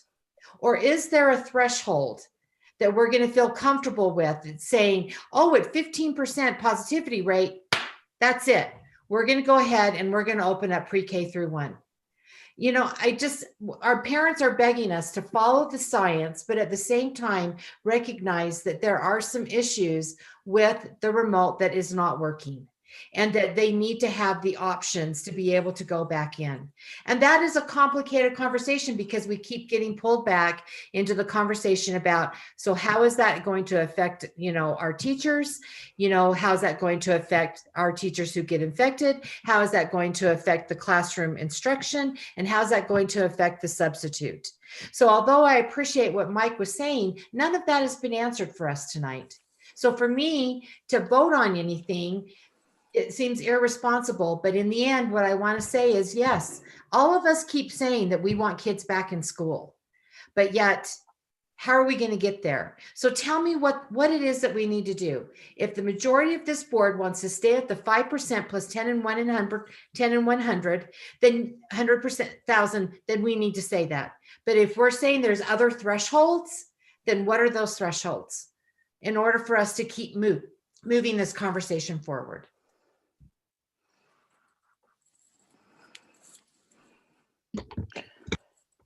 Go ahead, Catherine. I would like to hear from our teachers more specifically as well. I would like to hear what our teachers think. We have a SLIA survey on the table, but which I really appreciated, and I want to thank SLIA for giving that to us. We also have some SLOSA information, which I appreciated. The SLOSA information was more complex and more in many ways more complicated, and gave us a lot of information. But I'd like to really hear what our teachers and our administrators think, particularly about some of these options. So I'd like to hear what teachers think, for example, about remote versus in-person learning. I'd like to hear about what they think about the option of, do they want what do you call expanded learning? Do they want to do expanded learning versus giving up their kids? Do they want, I would like to have some of those very specific questions asked of all the teachers in the district. And I'd like to see those results before we get other comments back, or along with the parent comments. I'd like to hear what administrators want in their buildings as well. Along with that too, because I think we need to hear from our teachers. I think we need to hear about when they think it's safe to go back. I thought that the way SLIA did that survey about at what positivity rate they thought was safe to go back, our teachers thought it was safe to be back in the schools, was very, very helpful. But like I said, the thing about the SLIA survey is it doesn't go to all the teachers, and I'm not sure what percentage of the teachers actually answered that survey. So like I said, I really, really appreciated getting that survey, but I'm not sure how many teachers actually answered it. So if we could get that, that would be very, very helpful. I think we were planning to get that information, but I'd really like to see that given to all the teachers in a comprehensive way. I've always wanted to take a quick look at surveys that the board requested before they went out, so we could give a little bit of feedback. And so for the parent survey and the teacher survey, I really would like board members to be able to take a quick look at it before it went out. If we could, I'd really appreciate that. Thanks, Catherine. I think that's really good feedback. And I think a survey from all teachers, you hear us refer to a survey from SLIA and SLOSA. Thank you, Catherine. The board members received that. I think we could probably attach those to the minutes of this so that they're public if we'd like. I have comments from Nate and then Sam and then Mike Nemelka. Yes, I think I saw your hand as well. Go ahead, Nate. Thanks, President Ford. I just wanted to dovetail on the comments that Christy made. And again, this isn't a slant superintendent, but I felt like I was pretty clear in previous meetings that I would really like to know what our thresholds are. When do we determine that it is safe to move kids into any capacity of in-person learning, and when do we determine if it gets worse when we pull back? I felt like I was pretty clear about that. So I'm trying to keep my tone in a level that I'm not like upset about that. I just want to restate that direction from the past. I didn't feel like that was present tonight. The other piece is it's really difficult to kind of hear this conversation in the sense that I've heard all of us as board members in the public setting talk about that we do want kids back in the classroom, but we've also always emphasized that when it's safe. It's like we want kids back, but when it's safe. And it's really hard for us to determine what in-person classroom learning looks like if we don't even have a definition of what safety is. We have two metrics that we're utilizing. I know that myself presented an additional 4 metrics that I was hoping could be in the plan as well. Do we need to revisit some of those metrics that the CDC has outlined? If you're saying, in your conversation, superintendent, with health department leaders and epidemiology experts in our community, the metrics that we chose don't necessarily fit for specific age groups, then, bring us some metrics that meet certain criteria for specific age groups as well. I think that's a conversation I would love to have as well, but it's really hard for us to determine how we do what unless we don't have a shared or at least a common definition of what safety truly means for our district. And what I feel like I'm hearing is that there's different levels of safety for different age groups of kids. And that's one thing I've heard from other board members in the public setting as well, is that the blanket, and you'll know me as an equity advocate on this board, a blanket service isn't what we should be providing. If we need to dissect that a little bit more to make sure that we're providing options relative to safety and what those definitions are for specific kiddos and age groups, then let's go there. But I really think that we need to dive a little deeper in the great work that you put together and presented to us tonight. Because it's just one thing to ask an epidemiologist, can we do it? Because they're not going to give us an answer, right? We learned that in the last week. What we did learn is that there's still a lot of uncertainty and there's a lot of hope that we can gleam upon as we make these decisions. But I'm really hoping that we can identify some other metrics as to your point, how do we do this safely for specific age groups? That would be some direction I would give tonight, President Ford. Thank you, Nate. Sam? So I just want to introduce, and I'm not trying to introduce more chaos into this, but here's a question for all of us to consider. What if instead of surveying parents, where do you want to be, we surveyed our teachers first? And I bring that up not because I'm trying to be an advocate for teachers at all costs, although I am trying to be an advocate for teachers because I think they're worried. But I think that a lot of parents will want to make this decision based on what their teacher is going to do, right? Like if you're not thrilled with your teacher, you might not care. But if you're really attached to your teacher or your child is really attached to a teacher, then you might want to decide. I mean, that might actually mean more to you than the learning mode itself. You know what I mean? And so I think if we had the information about each teacher, like, are you only willing to do remote? Are you willing to do either or would you rather be in person as soon as possible? Because that was reflected in the SLEA survey.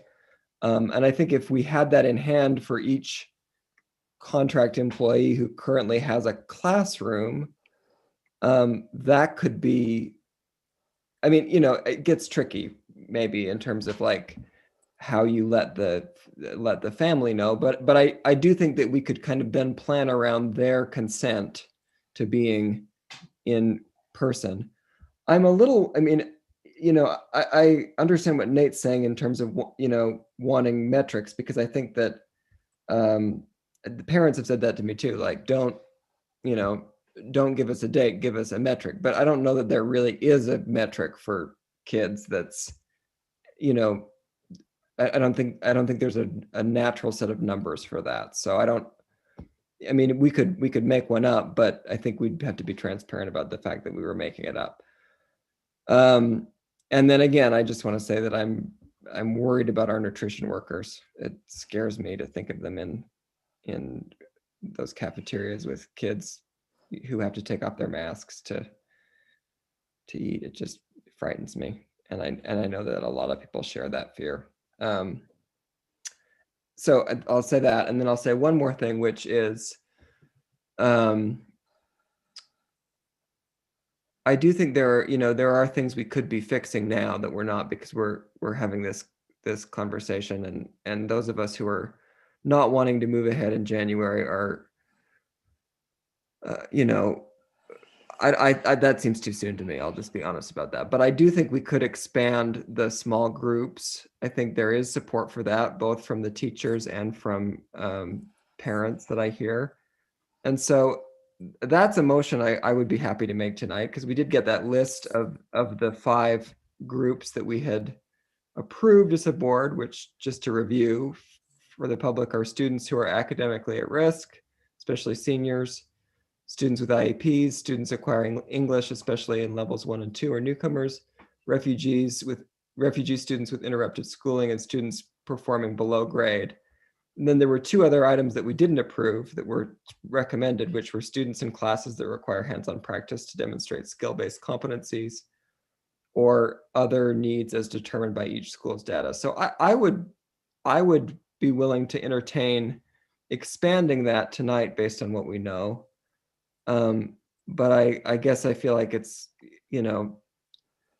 January seems too soon to me to set as a goal. And again, I understand that it's a trick because neither a date or a metric is going to be the perfect answer to this. So I don't think that's anybody's fault in this room. I just think we have to figure out what we want to do about it. All right, Sam. Thank you. What I'd like to do is try and make sure we're giving direction. And I hear Nate talking about some more specific metrics. Christy talking about, are we really looking at the metrics that we set at? Are we how tightly connected are we connected to the metrics that we set in July?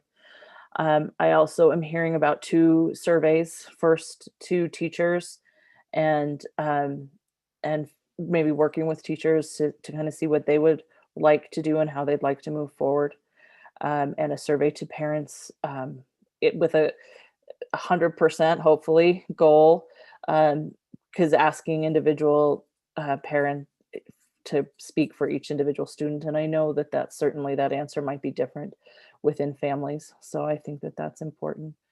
I think I'm also hearing the latitude to maybe expand some small groups so that maybe administrator or principals with their supervisor can set some decisions to make fits for individual students. Is that kind of what we're like based on the data from the school? And will you say the other one, Sam? It was so this was just from on the lit, right? Yeah, which I don't know that everybody has in front of them. So I'm trying to regurgitate that a little so that we're doing this. And what I'm trying to do here, and it's always a risk, is to summarize the conversation so that the superintendent and his cabinet kind of have a sense of, not a sense, but clear direction about what we're trying to do here. So the other 5 things we voted on, right. So it's just the 2 additional that I'm trying to remember, and I remember it's the data of the individual school, but then the other category was students in classes that require hands-on practice to demonstrate skill-based competency. Okay. Utah core standards. Okay. Do I feel support if that's solid direction? Go ahead, Nate. I see that. Yeah. Go ahead and contribute. Just to the beginning of the conversation, to Dr. Hall and Dottie's point, I would also like to see achievement data brought into the discussion, and kind of where we're at, correlating, beginning of year, middle of year, and testing. Because the one thing that I really felt like I learned last week was that to me it just comes down to a question of risk versus opportunity, right? What are we missing the boat on? Because I'll be honest, it could shift my perception and feeling if our middle of year data just tanks, compared to the beginning of year, right? And if we can correlate that to previous years, that's something I'm going to want to weigh, and so I'm really hoping that academic data could also be included in these discussions as well. Okay, we may not have access to that, till closer to the middle of the year, but I think that that's important information too, and a good point, Nate. That is, after all, what we're tasked with, is focusing on the education of our students. Have I captured the conversation? I think for now, it sounds like I'm also hearing the direction is that we proceed with remote, and we continue to make sure that it's the stellar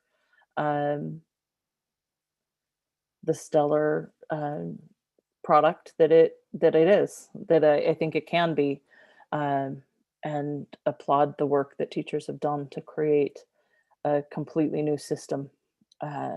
It's been amazing to watch. So thank you for that. Go ahead, Christy.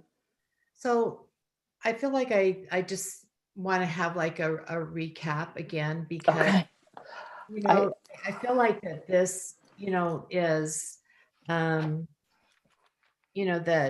that we're in remote, so it's not like making a decision that we're staying in remote in the sense of, that that's what we've all decided tonight because we're already in it. But I do feel like, all of us have certainly given, different things that we, want to put into some sort of umbrella of direction. And I think that, I don't see how we cannot include academics. And I agree with you, Nate, that has to be a part of, what Tiffany's already, or Dr. Hall has already started to give us. We need to continue to see how that's going, because that is part of the thing that I know I'm hearing that parents are struggling with, with their children. So Melissa, I feel like, maybe it's a point by point, and maybe it's the superintendent that tells us what he's hearing, so that if there's something that we need to go back and say, no, that's not really what we want to have done as the next steps. I don't know, because I feel like we're sort of all over the place right now. And I just want to kind of pull it back in. And I think it's hard because we've all been talking about different things. So maybe, Superintendent, you can tell us what you're hearing, and then we can say, yes, that's good direction. That's the direction that we're giving. Yeah, let's do that. Yeah, thanks, Christy. That's a good idea. Go ahead, Superintendent. Differentiated metrics, like to look at different grade levels. You want a recommendation for differentiated metrics that might allow us to bring back different grade levels under different criteria. That's what I was asking. That's a yes. Okay. All right.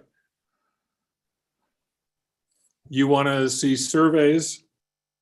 You want to see the parent survey, but just I mean, as a sidelight, this parent survey is really, it's not a survey like Tiffany said. It is would you intend on staying remote or coming back in person? I mean, that's kind of the extent of that. That's what we need for our next step. Do you expect something more than that? Well, I'm just curious what people think of the idea of doing it in the reverse order and starting with the teacher. Is that totally just No, I think that's great. Yeah, I think that's agree. great. Let's go ahead and do that. I suspect there's already that and underway. So yes, let's do that. Because I imagine there are people that would say, I'll do whatever I need to do. And then there are people who want to go in person and don't want to be remote anymore. And then based on what I saw in the SLEA survey, a lot that want to stay remote. Well, and I'm guessing, this is just a guess, but we're 1,500 students down, in our overall enrollment, but we're still staffed at the level that we were. So I'm guessing that we're going to have enough teachers, to do what we need to do. Okay, so we want to see a teacher survey though. An administrator survey, I heard at one point. I think all employee groups, Superintendent, man. We've heard administrators, teachers, our food services folks, bus drivers, there's a lot of exposure that could potentially happen when or if this decision's made. If there are specifics that you're looking for in there, would you email them to us, and then we can take a look at those as we build the surveys? I think that would be super important, because like when I'm thinking about, when you talk about transportation, if we're going to say, let's get a survey out to our bus drivers, what exactly do we want to know from them? Right. Are you willing to drive a bus, or are you not willing to drive a bus? I mean, I would welcome comments from our employee groups, but I'm interested in a survey from our teachers about those specific issues and from our administrators about the specific issues. I don't know if I need a survey from our bus drivers or our cafeteria workers, although I very much welcome the comments that they have. So I would be very interested in asking them for their feedback and their comments. I don't know that, like you say, Christy, that we need to have them surveyed. Well, let us start. We'll put something together. We'll send it out. And we'll take your feedback. Mm-hmm. And, because I think you're right. I don't need to ask them, how they want to serve food or pick up kids, but I do need to ask teachers, what kind of choices would they want to make?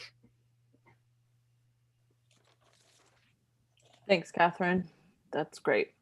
So superintendent, going through your list, I've written down academics, differentiated metrics for grade levels, and surveys of multiple surveys. And when you say academics, can you please tell me what? So I tell me think what it that's is? middle of year data. So I don't think we're necessarily looking at that like next meeting, but what you have for me. Okay, so the December, January, Mhm. when we have the comparison. Okay. Dottie, go ahead. I see your hand. Oh yeah, I was wondering, can we look at first quarter end of term grades? There you go. Thanks, Yeah, Dottie. Thanks and for that then- reminder. Yeah, absolutely. And then also attendance, I think that might be helpful. Yeah. Oh, also I have like a really quick question for the teacher survey. Are we asking at what point or at what rate teachers would be comfortable returning to the classroom? And are we doing that along with asking them like what kind of plan they think they would like to return with? I feel like that could kick two birds or whatever. I forgot the saying, but am I correct in that interpretation? You shouldn't kill any birds, Dottie, but yes, I think that's great. Okay. Got that, superintendent? I do. Okay. Moving on. So there are other things. Expanding small groups is something I've written down. Would it be helpful if we made a motion on those 2 extra groups, or, I mean, because all those other ones we made a formal vote on. I think it would, can I interject something here? Sure. Please. I mean, I think it actually would be helpful if we were just given the latitude to determine with network directors, small groups that are going to fit the needs of individual schools. I mean, if we just have the latitude to run with that, I mean, I think that's something we can give direction on. That would be, and if the board is all in support of that, I'm happy to take that as a motion if you want to. Go ahead, Christy. Well, I don't think that, but I think that taking a motion on it at this point is not really what we need to do, to give direct. I mean, I'm happy to do that if that's what you all want to do, but I want it to be able to be at the most flexible level possible at the school level. Yeah. So that if they want to bring in, if a teacher wants to bring in, their kids, that they have the ability to do that, and that it's not hampered by us in any way. And because I don't think that our intention was to have the small group instruction hampered from the beginning. Right. And so I want as much flexibility, for that in-person small group instruction K through 12. And so, superintendent, I don't know if that's really more of just us saying that, and then school support, then relaying that back into the schools. yeah, I'm totally comfortable with that. I think that's great. I have to say, I think maybe we should just vote on it, because then we've given it as a clear, I mean, maybe it's superfluous, but at least then we'll know we've taken an action tonight. I don't know. I think if we can give board direction, and it looks like there's some consensus around these 4 things, that's how I think we can provide the flexibility that Christy's talking about. And if the superintendent feels like we've given solid direction, I'm comfortable with that. And I would just add superintendent minus a vote if it is just direction that we maintain, our county's health guidelines of no groups larger than 10 and so on and so on. Yeah, absolutely. Mm-hmm. Okay. Okay, I hear check me on this one. I hear we want to have more communication go out to the families in the community about safe practices within the community that help us lower numbers. I heard that at one point along the way. I think that's great. Taking a stand, taking a position as a board that we need community support for this if we want we want to be able to move forward. I heard Christy say that loud and clear.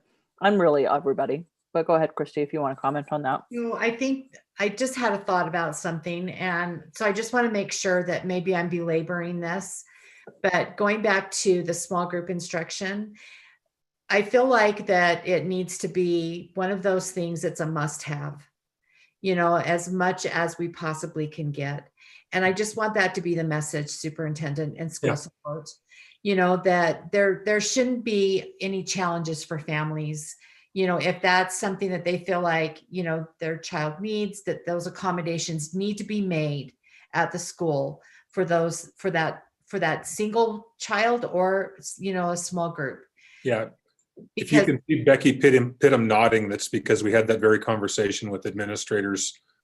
I don't know when it was, because I don't know what yesterday means anymore, but I think it was within the last couple of days about that very thing. Like, if students are struggling, if this is not working for them, that we have an expectation that we do something about that. And that may be small groups for some kids. Well, and I'm just going to give a quick example, because this is an example that just keeps coming up over and over again. And it's with our kids that are in our IB and our AP and our high honors courses, that the curriculum is so compact right now in a quarter that that they're feeling overwhelmed. So it's even, our kids that you might think, okay, well, they are not going to need that small group instruction, but they actually do. They need to be able to have that face-to-face and build that relationship with that teacher, because they're so stressed out about the amount of curriculum that they're getting in that quarter. Sorry, Melissa. So going back to the communication, absolutely. Sorry. No, I think that's fair. Thanks for that feedback. Nate, go ahead. I'm just gonna maybe just pose a question to Board Member Sweat about what that might look like. Would that be a formal resolution? Would that be ongoing messaging to our community?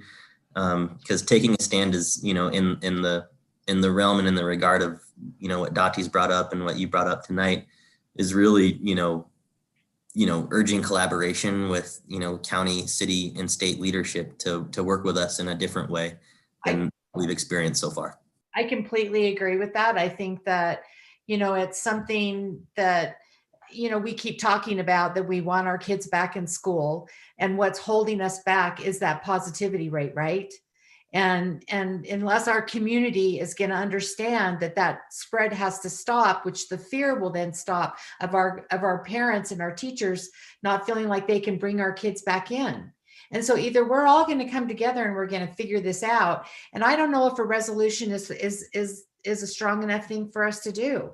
Maybe it's something else. Maybe it really is, a public service announcement, that just keeps running. I don't know, but it feels like that we need to take a stand, because I don't know how we're going to get a hold of this if our community does not come together and say, in Salt Lake City, we're going to bring that back down, because it's on a runaway train right now. I'm wondering if Yandri would feel comfortable chiming in, or at least keeping this on her radar, if you're okay with that, Superintendent. Absolutely. All right. So this is an important topic, and I really value all of your thoughts on it. It is 8 o'clock on election night. So if Superintendent, if you feel like you've got direction, and board members, if you feel like we've talked about this enough for tonight, knowing that we'll be talking about it probably tomorrow and every day, and then again in the next board meeting for sure. Can we move on? Yeah. Okay. All right. Thank you, board members. I appreciate that conversation. It's been really great. And I appreciate, the student focus. So I really appreciate that. We have 3 items left on our agenda. And like I mentioned, it is 8 o'clock. I don't want to skip over things or defer table to the next meeting unless the board feels like that would be better suited to these topics. We heard in our public comment from several students, which I really loved. And I'm told that Ms. Hall has a presentation about it. How long is the presentation, Tiffany? Is it something we can table? You tell me. You all know I can talk very, very fast. However, I am also happy to bring it to you at another time. I will do what you choose to do. Michelle, this was a topic that was high priority for, I mean, it's high priority for everybody, but this was one on your list in our planning session that you wanted. What do you think about it? I want to make sure you feel like we're doing it justice. Yeah, I would really like to table it for the next meeting because, like I said last time, I would really like to give it enough time and focus from everyone.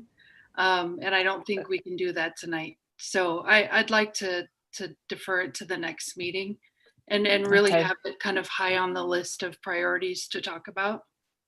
I would promise you that, Michelle. Do I have support from the board to table that? Okay, go ahead, Nate. Melissa, I would support that, but I just want to highlight and thank the young women of color from our student population who came and spoke to that. Weren't they great?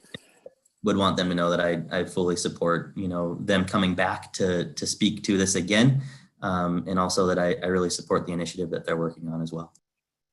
And I'd like to say something too, that I'm really glad that they are not letting the fact that we're talking about other things distract them from their initiative and their message. And I really appreciate the fact that they came forward tonight and talked about that, even though everyone else was talking about something else. I was really impressed that they came forward with their message and talked about it and, continued to engage with this. And it was on the agenda and they talked about it. And I really appreciated their message. So thanks to them. Oh, thanks, Catherine. I've really valued the student feedback we've received at lots of our board meetings and these initiatives. It's great. Okay, so let's go ahead and table that. But I think we do need to. Sorry. We do need to do the girls' Yes, rest. that's what I was just about to say. But I just wanted to thank you for giving us that time. We've had a lot of participation in preparing this presentation, so I look forward to bringing it to you at the next meeting. And thanks for that consideration.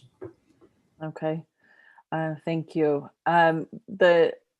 I'm looking forward to it. I really am. And I know you've done a lot of work on it. So thank you. The next item is girls wrestling.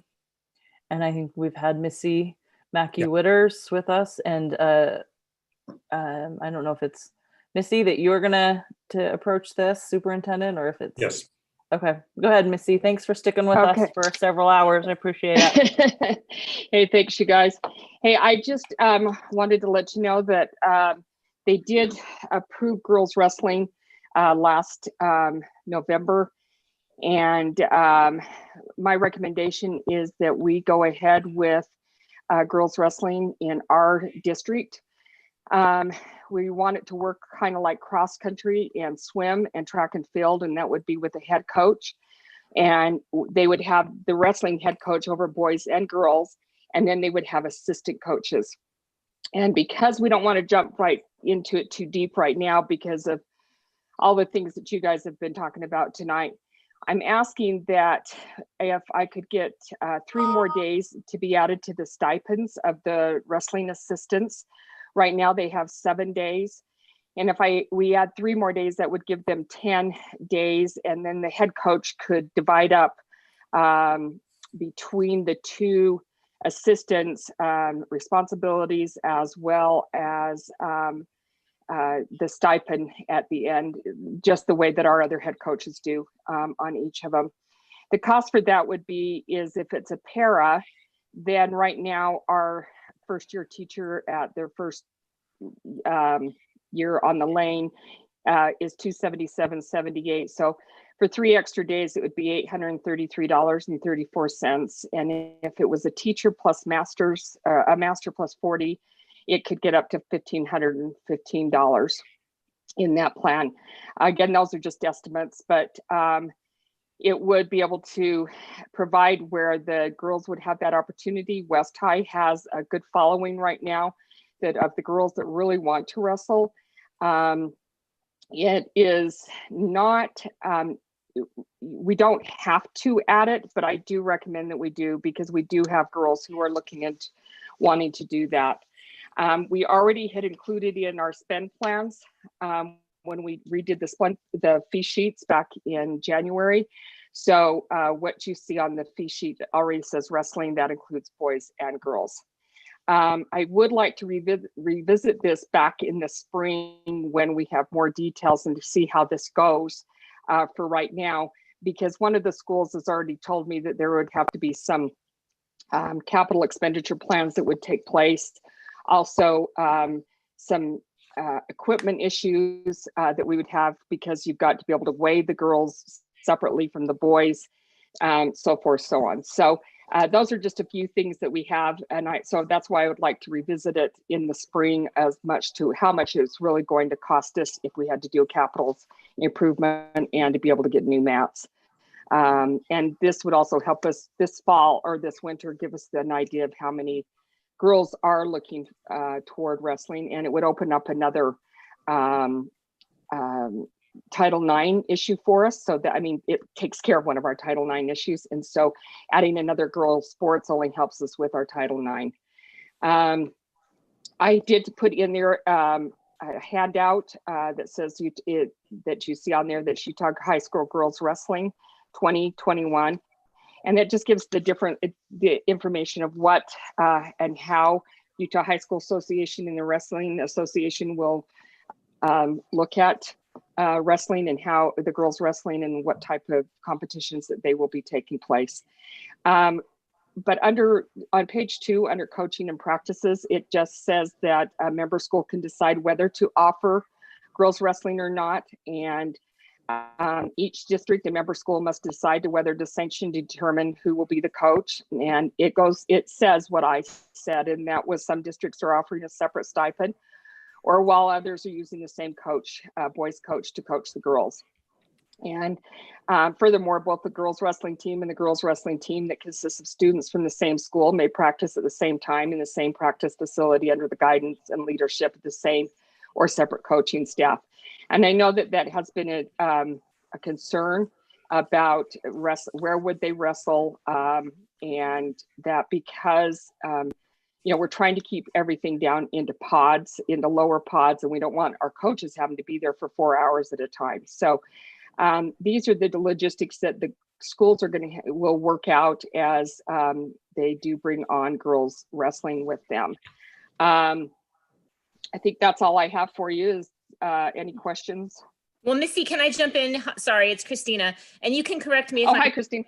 Hi. So I just wanted to inform the board that one of the ways we keep in compliance with Title IX is not by our ratios, but by our student survey that we do every year. And yes. Our student survey was used by the Attorney General's office as a model across the state. And that was one of the reasons why we were able to avoid some of the litigation that the other districts are having with their Title IX compliance with their sports. And so as far as the student surveys with them coming back, it showed an interest in girls wrestling. And so our requirement under Title IX in order to keep in compliance with Title IX based on the survey is for us to accommodate the underrepresented sex, which is females, in their sports of interest. So that's why Missy is bringing this here today to ensure our Title IX compliance. So Missy, have I misspoken or is that accurate? Nope, it's absolutely accurate. You just said it in words that I probably would not have used. So, anyway, it made it more for them to be able to understand. Yeah, so that's why it's here today, for us to ensure our Title IX compliance, and that was why it was important that we get action on this tonight. Thank you. Thank you, Christina. We did send out a survey during the summer. Tina Hatch and I did, and it was a great eye-opener on some of the things that the kids would love to do, and that we can look at with clubs and stuff also along in the future. I also want to let you know that there are COVID restrictions that we have, and mandates that are in place with that. And so I've been very proud with our fall coaches and how well we have done there. And now I'm looking at that for our winter sports, we will still have those same COVID restrictions in place. Okay, thanks, Missy. Do I have questions or comments from board members? Go ahead, Nate. Oh, I was just gonna say that Catherine, board member Kennedy has a. Thanks, Nate. Let's not do a half-hearted job with this. I like the fact that we're adding another women's sport and that we're doing things, allowing our women to do things. I mean, let's not add 3 days to our women's coaching. Let's do it wholeheartedly and give the women, really great coaching and really great opportunities. Hire the best coach we can, get them great equipment, and let's give them the kind of funding they need and really do a good job. I mean, let's give the women that want to wrestle a really great opportunity, try to go out strongly and give them everything that they need to do a great job. Let's lead out well with the women wrestling as we can and really support our women wrestlers and not do it because we need to do it as a Title IX sport. I support the women that want to wrestle at our schools. And I think it's a great thing that they want to do, and I don't want to do it because it evens up our Title IX numbers. So I think that let's do it wholesomely and give them more than an extra 3 days of an assistant coach. And I support that. That's my opinion. I then would suggest moving it to action. Any other comments from board members? Oh, go ahead, Missy. Sorry. I was just going to say, one of the things, Catherine, is that our swimming and our cross country and our track and field are run this way with having a head coach and then having assistant coaches that take care of the girls track, girls swimming, girls cross country also. That's why we thought that we would model it that way. And maybe we need to take a look at that model if that's the case, particularly if we hear from our female athletes that if they feel as though that's not an effective model or if they're in any way not treated in an equitable way. I didn't realize that, but I would be eager to hear feedback from those female athletes. If that's not a model that works effectively, then I'd really like to hear from those female athletes. If it's working for them just fine, then fine. But if that's not a model that's working well, I didn't realize that that's the model. And I'd love to hear from those athletes if they don't think that's working well for them. Okay, so are you suggesting then you would like us to put out or hold off on wrestling? That would start. I want our female athletes to be treated in an equitable manner and to be treated seriously as full-fledged athletes in our system. Absolutely. And I'm sorry that I made it sound like they have that it was only for a Title IX compliance. Absolutely not. Right. I do not want any of our female athletes, swimmers, runners, wrestlers to be thought of as lesser. Oh, absolutely. I mean, I lived and grew up through Title IX, so I absolutely agree. Our girls have been able to wrestle with the boys all along. They've been wrestling in the weight classes with the boys, so this is a big move for them to be able to start wrestling in their own league with other females. And right now, I know in 6A, there's 22 schools that will have teams, so that means West High will have.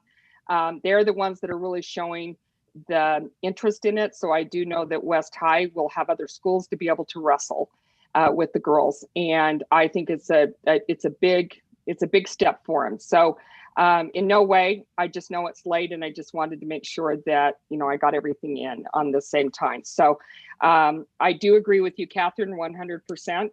The girls deserve it and they need it, and they need to be felt as important as the boys' side of wrestling or any sport that we have. Great, thank you. I love your passion, Catherine. Thank you. Any other comments before we take Catherine? Go ahead, Nate. I move that we move girls wrestling from discussion to action. Do I have a second to that motion? I had a hand from Nate. Did you want to make a comment? Yeah, really quickly, Nate. Well, I would just want to, I mean, the motion preceded my comments. So I Yeah. can say my comment for the. Okay. All for right, we've got discussion. a motion and a second to move this to action. Let's go ahead and vote on moving girls wrestling to the action agenda. Michelle Tuichbo, yes. Mike Kamalka abstain. Catherine Kennedy, yes. Nate Salazar, yes. Samuel Hansen, yes. Melissa Ford, yes. Christy Sweat, yes. Okay, so we'll move that to action. The last item on our agenda is the superintendent search, and I think we can do this really quickly. The finance committee met and has a proposal for a recommended salary range. Does anybody from the finance committee want to share with the rest of the board what that is? Christy, do you want to lead this? If I'm remembering correctly, so Mr. Nemelka wasn't able to be there, and board member Sweat and I met with business administrator Kersley. I think what we said was that we would start at around 205,000 with a willingness to negotiate up from there. Is that accurate? Is his Sam's recollection, which I'm sure it is, Sam? Is that recollection accurate? Okay. How does the board feel about that? That's based on certain, information that was provided from average salaries from around the region and from around the state in comparable districts. We comfortable with that, board, being published in our job posting? Okay. All right. And then I talked to Molly Schwartzhoff a couple of days ago, and they are receiving lots of good feedback, good numbers on the community taking the survey that's out there. She would like to keep it open through it's the 15th of November. And we will have that information for our November 17th meeting. They're proceeding with community stakeholder interviews. I haven't seen a plan for that yet, but that will be in the next couple of weeks.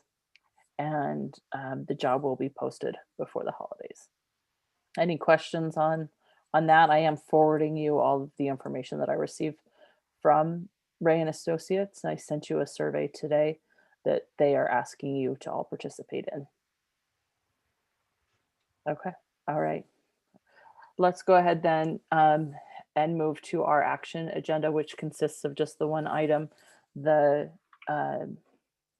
girls wrestling. Do I have a motion on this action item? Catherine, do you want to make the motion? Sure. I vote that we approve girls wrestling in the Salt Lake City School District Do I have a second? with great equity. Thank you, and with passion. Thanks, Catherine, and a second by Christy. Any discussion to that motion? Not done. Okay. Yeah, I got Okay, discussion. Okay, go ahead, Mike. A lady is a lady. You can't put a queen on a wrestling match and expect her to remain a queen. Sorry about that. That's my philosophy all the way. So I'm going to vote no. Thanks, Mike. Let's go ahead and vote.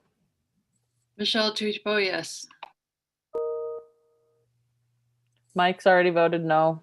Catherine? Catherine Kennedy, yes. Nate Salazar, yes, with enthusiasm. Samuel Hansen, yes, with enthusiasm as well. Melissa Ford, yes. Christy Sweat, yes. Okay, so that is approved. Thank you, board. The next item and final is board member report. Board members, do you have any board member? I mean, we're significantly past our agenda, so if we're okay to forego that for tonight, I would recommend that we do that and call the meeting adjourned. Thumbs up. We good with that, board? Thank you all for spending election night with us. Yeah. Thanks, everybody. Thank you.